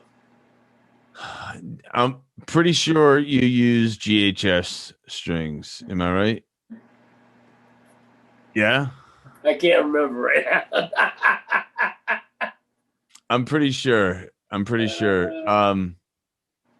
No, we use the blue steel. What's the blue steel? What's the brand? D Markley. D Markley. Oh, Jason was GHS, right? Yeah. All right, D Markley. We use D Markley. Yeah, D Markley's great. They've been awesome with us. I'm actually probably would have to get in touch with those guys and see what's up. Because who the fuck knows what's going on right now in the world we're living in? That whole changing string thing may be a thing of the past for me. I mean, just start finding some other methods. I may be boiling those motherfuckers soon. Right. Hey, hold on real quick. I want to reset my webcam before I ask this next question. So I am gonna edit this part. So just give me one.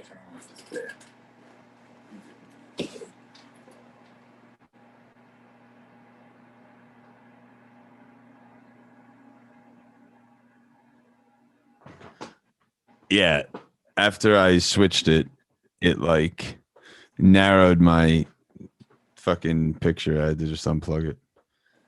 All right.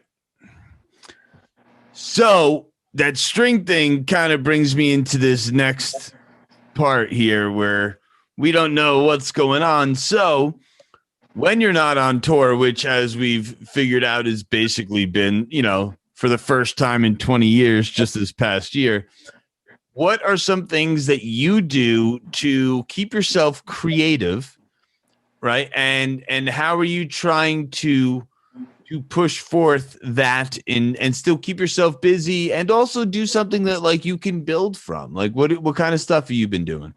Well, if anyone that knows me or follows me, I love art. I love any. No way. With that background, I'd never tell. Go figure. I'd never tell. I love graffiti. I love anything creative. You know what I mean? I try to just do different stuff, and that's what I'm trying to do now. I'm doing furniture. I'm doing all sorts of different. Like you're painting furniture? Yeah. I'm building a cassette tape table, coffee table. All right. Out of cassette tapes? Not out of cassette tapes. That's kind of cool idea too. But I created a big picture coffee table, a cassette tape, and I've seen some of those, and I was like, wow, it's really cool. But then I was like, what if I do my style art on and make my own style cassette on that? So that's what I'm doing now. You know what you should do? You should do exactly that, but film it and put it on YouTube. Oh, we're gonna do all of it. Yeah, once we get it done, and we're gonna do a lot. As you make it, as you make all your art, you should just have a camera on. Yeah, documented. Yeah. Yeah, just have a camera on. Talk about it, dude. If you ever look at what YouTubers are, they're really just I know they document themselves. My daughter is obsessed. All they do is document themselves. Just document your creation process. That's what that's what people appreciate with this Patreon stuff, right? they are there to support. They want to see the ins and outs. Everyone always wants to see the behind the scenes, right? That's what I look up. I always want to know how does the process start? You know, Yeah, anyone can listen yeah, to a hit song. I want to see like a year in the life of Metallica, and I want to watch that band struggle. yeah, I want to see yeah, that. dude, yeah. I want to People dig see that shit. that changed my life. A year in the life of Metallica changed my life. Yeah. So you're doing your art, and so you're doing paintings, and you're making furniture. And do you sell it online or what? Oh yeah, most of the stuff I sell online. The furniture is kind of a new thing I'm doing. Kind of figuring out what I'm going to do with that. It's pretty wild. I'm excited about it. We were working so long on it, but like then COVID hit, and then we had to build this, and that kind of took a little time out. Um, as far as on the creative side, but creating this was like a really amazing thing too. Um, but yeah, now we're working really hard on this furniture. It's a really cool thing. Um, you're just gonna have to see it. You know what I mean? It's hard to explain. It's gonna be definitely different than anything that's out there. It's it's actually a piece of art that's furniture. You know what I mean? It's like That's the best. That's the best. It's really combining cool. everything. Yeah, I love that. Yeah, it's really cool. It's very street. It's very it's pop, graffiti. Just it's really cool. It's fun. I'm so excited. I can't wait to release it. We were And working on it you're so gonna long. release that on your website, I'll release it. Yeah. You'll and see that's Mike-Gallo.com, right? no the Hold on. website. Oh, sorry, Gallo.originals.com. Yeah, there we go. Yeah, I mean, Gallo.originals.com. That's I knew I knew it. but I mean, you can find me on IG. You know, it's just And Mike Gallo. that's Mike Gallo, right? Yeah. Yeah, so it's With the easy blue to check find me. mark. Make sure Yeah, there's a blue check mark there. absolutely. Yeah, The main, I love seeing all the different pieces that you've created on your Instagram. I love it. I love it for like it's so cool. And you just recently even did like a shirt collab with Agnostic Front, right? yeah, I did that too. With a friend of ours from Queens, guy's named Freddie Alva. He's released a book called Urban Styles, and he just like deals with like street culture of Right. And you have your own clothing line too, right? With this? yeah. I mean, I have my own thing. I mean, like, this is mine, little selfish promotion over here. Yeah, I You love know, that. I love that. and the hat. You know, I put my designs on clothes. You know, I think I do fun stuff. Um, some things do better than others, but I got a whole store of anything from pillows to hoodies to sneakers to clocks to And that's the Gallo-originals.com. yeah. Check it out. Yeah, some Awesome. fun stuff. Dude, I started with the t-shirt because I was playing in all these different bands and I was like getting paid $7 a day to go on these punk rock tours. You know what I mean? And it was Yeah, like up to $30 a day was like top pay for punk rock. And like, so I started coming up with my own t-shirt designs, just to try and, make that money to eat, where it doesn't have to come out of the band fund or something like that. Cause I was too broke to buy a cheeseburger. And then that turned into me having like my own solo band and stuff. And it's cool to see someone like you who, got your staple in this industry in a band, and you've been able to take that platform and release your art with it, and grow your brand. And yeah. that's so cool. Like, to be able to take from this and use that to push your other creative side. I love that. Yeah, it's just you gotta find like your niche. Like before I was doing this, I became a barber because I just wasn't making enough money doing the band. And I was like, what happened to the band ends? And when I was starting to fall back on, and I learned to cut hair. That was fun. I was doing the barber thing. That was a good time. Like I a made like some a money. straight razor guy. Yeah, all that shit. Yeah, old school barber. I know. A friend of mine was teaching me. Last time I was in Dallas, I wanted to get a straight shave because I just like, wanted to be like down in the old west and like get like, and it was horrible. It was like a horrible. It's like the dude Yeah, like didn't know what he was. it's I was like, I could do better myself. yeah, it's tough unless you get a guy that's been doing it for a long time. Yeah, that's what it is. It's a rough I got some experience. new punk. Yeah, I got some new punk and like Yeah, you got jacked. I wanted Yeah, the old crusty guy with the long mustache to be like, yeah, yeah. He just knows what he's doing. yeah. He's been doing it for so long. Yeah, it takes some time to really learn how to do that. I did okay with it. I was all right. But I remember I did Stigma's face the first time. He's my guinea pig. He says he still feels the bug. Yeah, to this day, he still feels it. Like that first struggle, like, he's like, I still feel it. It's in my. He's like, it's been embedded in me. Edited his soul. But yeah, I did the barber thing. That was cool. That got me by. I always seem to fucking get by no matter what I do. I don't know. I'm an idiot savant. What can I tell you? Yeah, But, we're at least half of that. We are musicians. yeah. We're either idiot savants or just idiots or just savants. I don't know which. Yeah. Sometimes I go through cycles with what I feel like. Yeah. Because Mostly idiots, sometimes savant. Yeah. Savant for about 45 minutes to an hour every night, and then Yeah, you kidding, man? It's great. idiot the rest of the time. Yeah. No, yeah, I definitely miss the road life, but I've been doing everything I can to adapt to these new times, and we're gonna see where the future goes.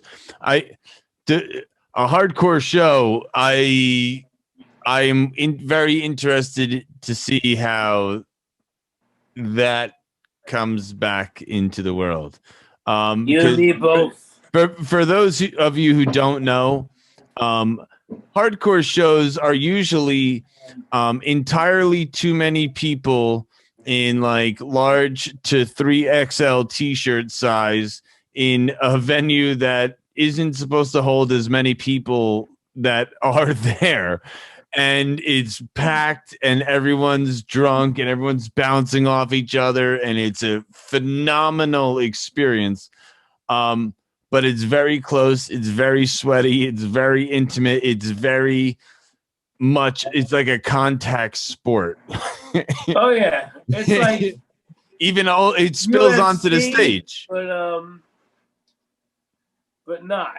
You can go off, but everybody helps each other. It's like people trying to kill each other, but not really. Yeah, but they pick each other up. Exactly. Yeah, it's the rare occurrence where that shit goes south. Usually, yes, it's violent for those who are in the center of violence. Where it was, but But more often than not, like if a fight breaks out, dude, everyone just stops it. Like, yeah. You don't even mess around. It went through a crazy time, but it's not like that anymore. You know what I mean? No, and especially the guys that did that back in the days, they're the ones that are stopping it. Because they realize it's not. But it's great. It's a great experience. It's really hardcore is a thing that most people don't experience and don't understand, especially if they see a quick clip of a video of it. But if you actually understand it and come to it, it's an experience in a live performance that you'll never see, because it's actually the band communicating with the crowd. Right. Kind of like if the crowd was at a play and they were part of the play. Right. The crowd is have never, sometimes, to try to explain it to people that like have never experienced it, that maybe been to a Broadway play, that the audience plays a part. It's like the Rocky Horror, right? The audience is half of the show.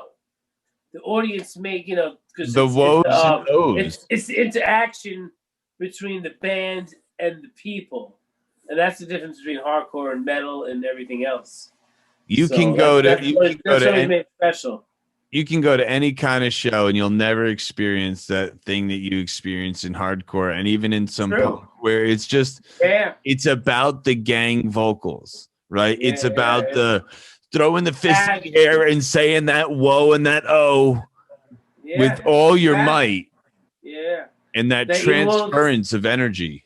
Yeah, you won't see that at any other, you're not going to see that at a Red Hot Chili Peppers show.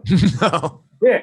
You know what I mean? You know what I mean? No, they're from California, so it's gonna be all reggae. Yeah, but there's a lot reggae and surfboards. Yeah, but I mean, I'm just throwing any band out there. I'm not dissing on the Red Hot Chili Peppers. No.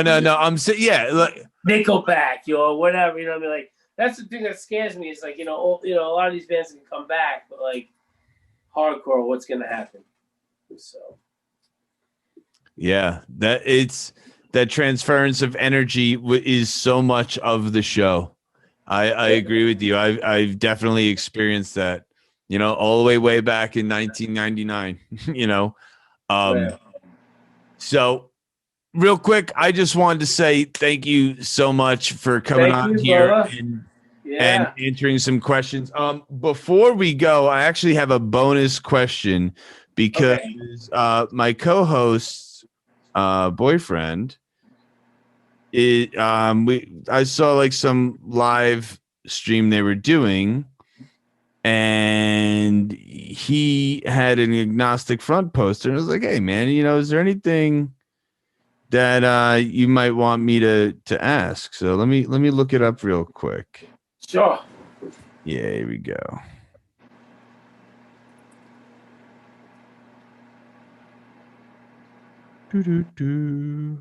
This will be a little bonus. Maybe ask from this page.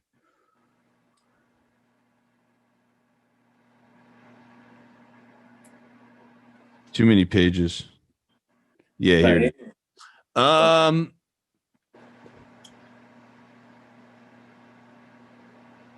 Ooh, this is a good one. Oh boy. This is something that you're gonna have to think about. Oh boy. So bonus. What does it take to be in shape for, he said, a month long Agnostic front tour, but I know you guys tour for like a year long, right? But what does it take to be in shape to perform on stage to the level in which you do? And what kind of things do you do to increase your stamina? It's all mental. I am a fucking yo-yo as being in shape and being out of shape. Right. It's actually, as we all are. It's been my demon in life. It's always been the thing that mentally always fucked me up. There's times when I'm fucking in great shape. There's times when I'm 20 pounds overweight. It's all mental. You know what I mean? Like you have to just put that out of your mind.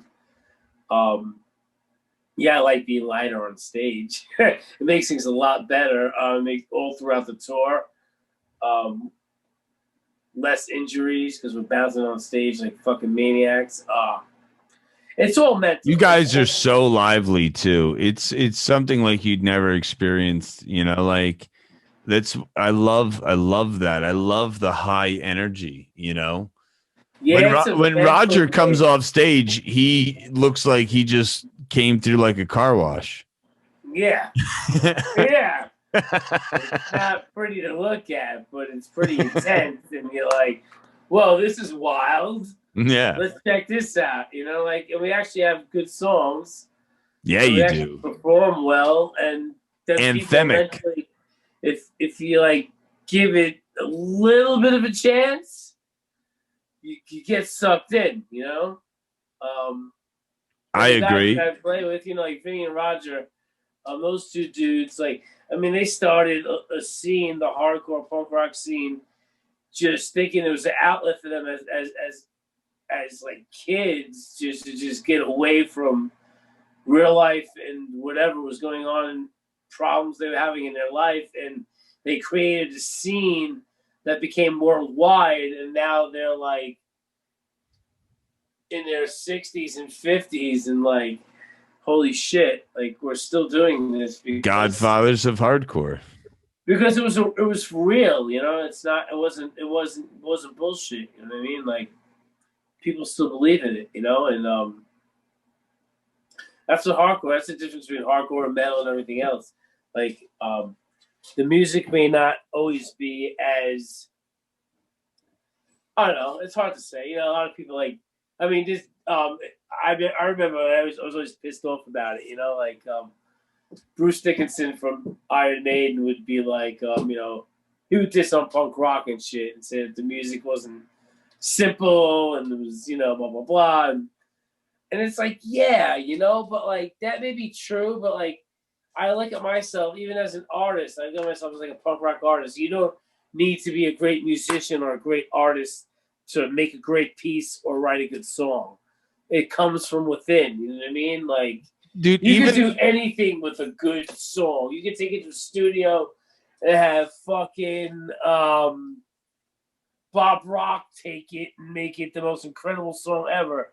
But stripped down to the bare bones, whether it's a good song or not, you know, like, you don't have to even the most musician, you know? Even the most complex prog song can be broken down, like the most crazy arpeggios and solos and licks.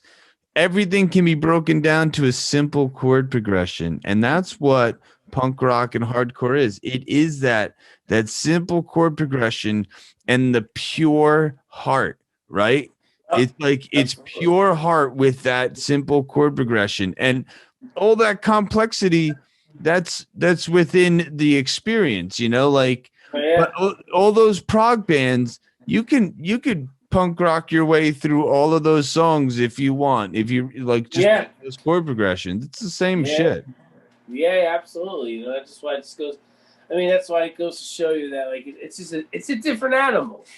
You know what I mean? Like, you know, you listen to different bands for different reasons, but like with the punk thing, you know, it's all just heart and energy and just fun and just aggression. You know what I mean? Like, there's tons of bands that I'm not into that my other friends are into, just because that time and moment in their life, that was an important band in their life, and it's usually around our adolescence.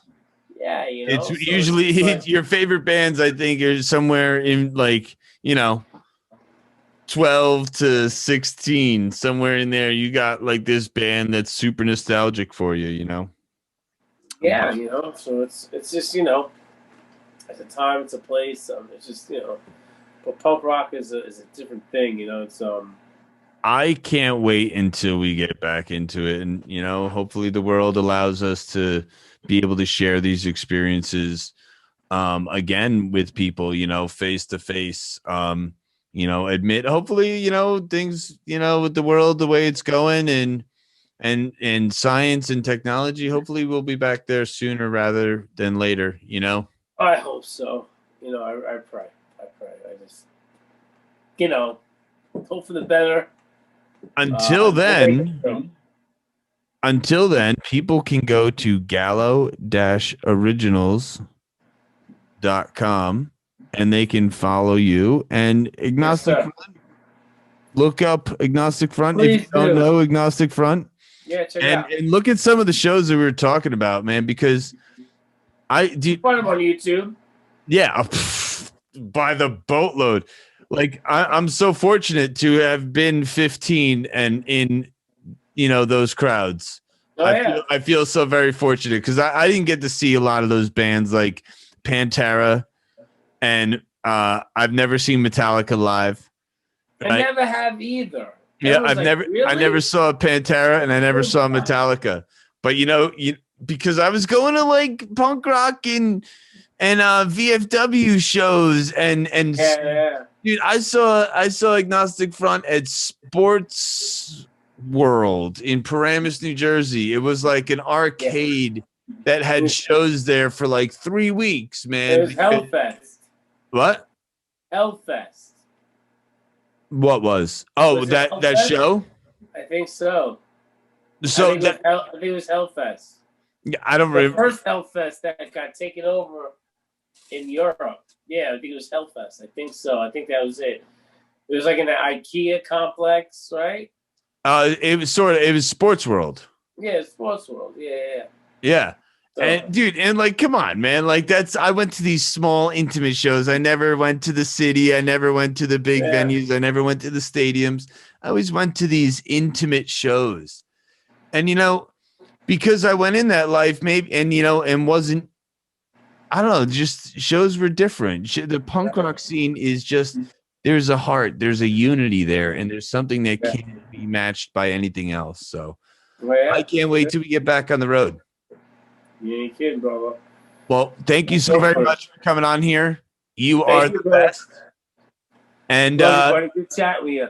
yeah, man. And the extended interview of this will be on my Patreon, patreon.com/Dean Music Official. And yeah, and make sure you go to gallo-originals.com and support this awesome artist and his vision. So thank you very much. Thank you, brother. Talk to you soon. Peace. Peace. And we're back. So, yeah, Mike is so awesome. Dude, he's such a talented artist. Make sure that you look him up and find his artwork.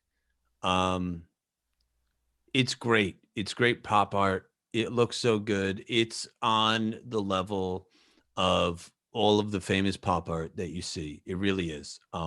He just sent me a picture. No, I'm lying. I saw it on his story. But I commented on him. We started talking. That's why I thought he sent it to me. But I just saw he did this thing. It was like like a 1960s Batman logo, but it says Ozzy on it.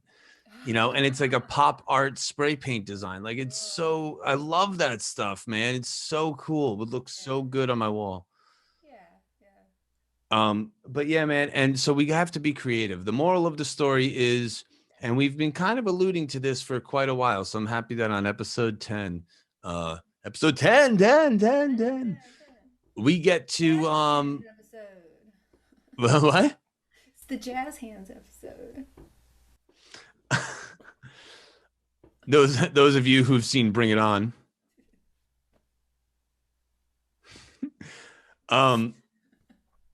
But yeah, we have to be inventive.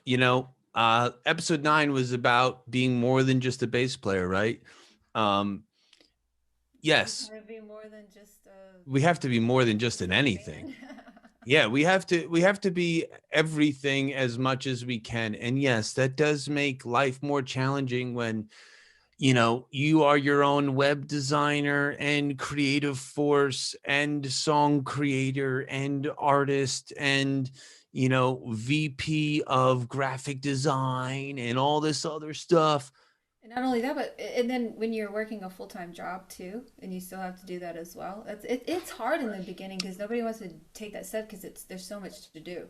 In the beginning, I used to drive a truck first to make money, and then I would teach my lessons part-time. Now that started off with me teaching lessons for School of Rock, and then after that I started teaching privately. And it was the same. It was, I would drive a truck most of the time during the day and then teach in the afternoon after school was out and stuff. As time went on, I was able to make that shift to where I taught guitar most of the time and drove a truck sometimes. Yeah, exactly. And now I've been driving a truck for so long, like I'm over it. You know what I mean? It's just I'm really good at it, and it sucks that I hate it. I was the same way with hair. I did it for 18 years, almost, oh yeah, nearly 20 years. And it was just time to focus on one thing. And even though I was great at hair and I had a lot of clients and everything was wonderful and I made all kinds of money, the problem is that like whatever's deep down inside of you, if you're really a musician, it's crying because it wants to continue on its actual path. And Well, so even when I did truck driving, right? Like I would record demos and then I'd put the demos on oh, CD and then I'd demo listen to the record, demos. yeah, all of them. I wrote half the lyrics at work in between clients, and I wrote Hmm. all of the melodies on the way to work or on the way home. Right. And that worked for a little while, but it's that kind of thing sucks for me because like let's say you get that life-changing idea right then and there. Well, you're in a truck right now. You know, you're not in front of the computer. Yeah. So, I My would do some favorite thing is stuff. voice memos. You what? My favorite thing is voice memos Oh yeah, because yeah, yeah, I for love them sure. to start. I Start I'm a right away. huge advocate of voice memos. I'm a huge advocate of notepads. I'm a huge advocate of pull over and work the goddamn idea out. Um, sorry boss, I was stuck in traffic for 20 minutes, I had to take a dump, Meanwhile, I'm just like, writing down lyrics, figuring out the melody, and it is what it is. But it takes time. You start off slow and you do one thing, and then you do another thing, and then you do another thing, and you do trial and error, and you work through your network, and like it doesn't always work the first time around, but sometimes it does. I got really lucky that the first person that I tried to work out a custom guitar pickup with was the dude who I wanted to work with, and that's Matt over at Plan 916. And you know, I didn't like, but I didn't just work out like, hey man, like I want to do this custom pickup. I worked with this dude. We built a rapport. As time went on, we talked things out. We came to a deal. I didn't just jump into it. Again, I don't have a contract with him.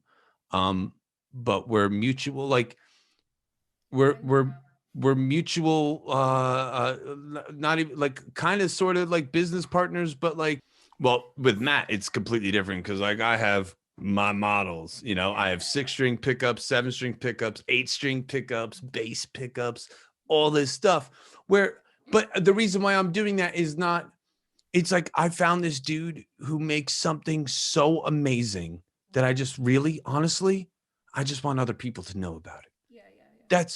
That's really what it is. I happen to also be designing stuff with him, but that comes out of the fact that this dude gave me a pickup. I put it in my guitar and I was like, "Oh my god, this rocks." Yeah, that's awesome. But it was little by little by little. And you know what?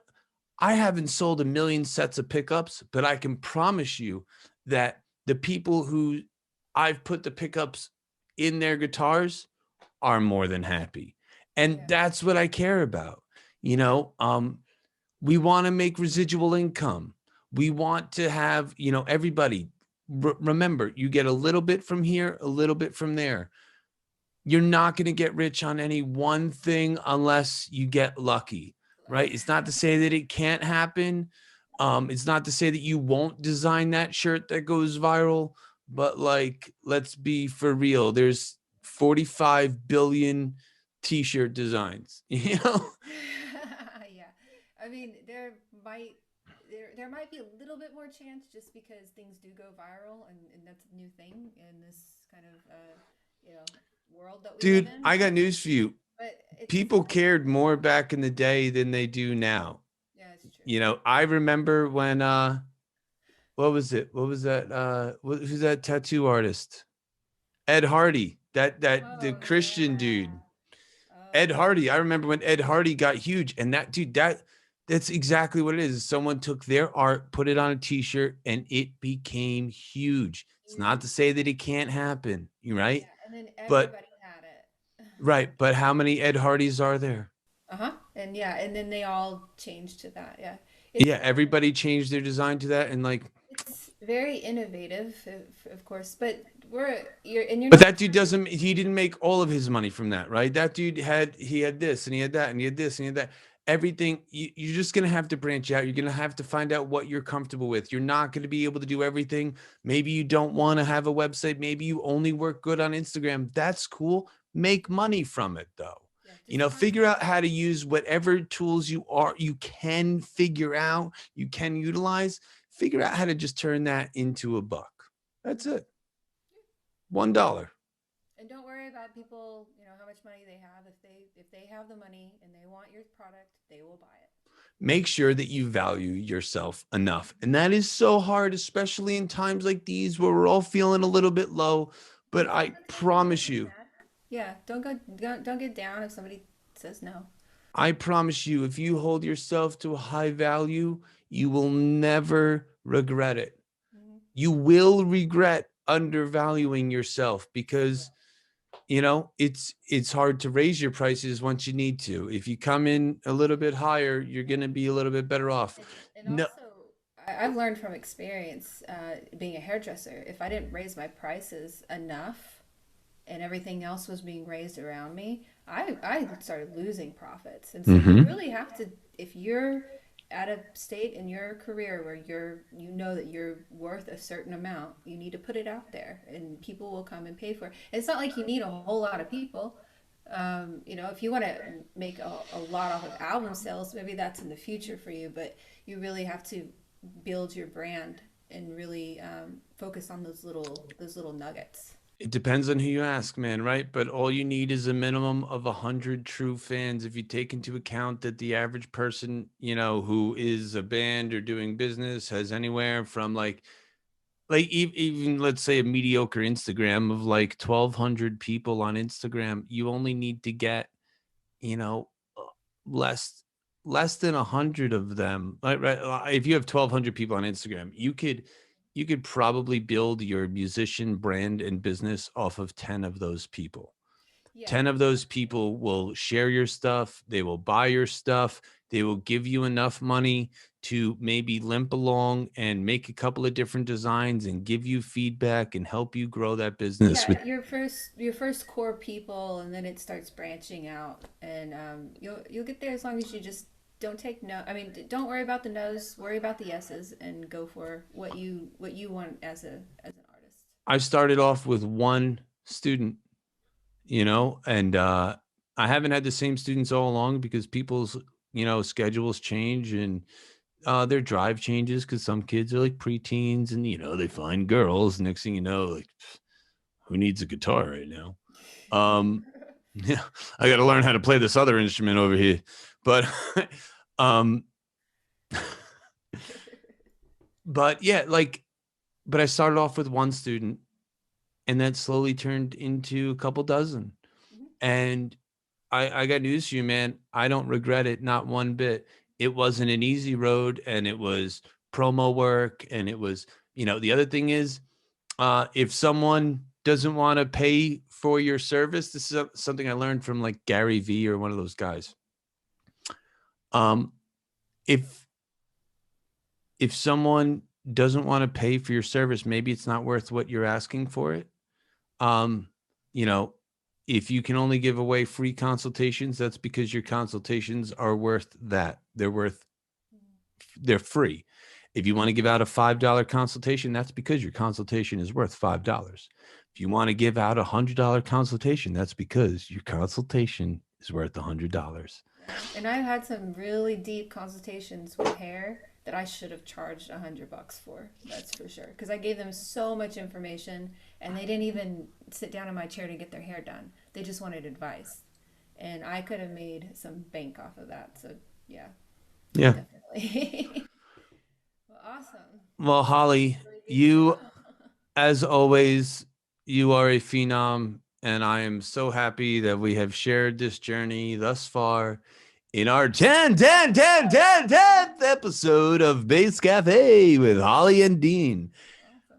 Make sure to go to Holly's Patreon at patreon.com/HollyWestMusic and on all things interwebs, Holly West Music. And then you can find me, Dean, at Dean Music Official on everything.com. And of course, my new thing that I'm pushing is my patreon.com/Dean Music Official. where you will see this full 2-hour interview with, someone who I've looked up to for years. And I'm so happy that I get to call him a friend. Mike Gallo from Agnostic Front. So we will see you all on episode 11. We got some new things in store for you. We're going to try out some stuff. Let us know if you like it down in the comments below. Make sure to like and subscribe, and we'll see you soon.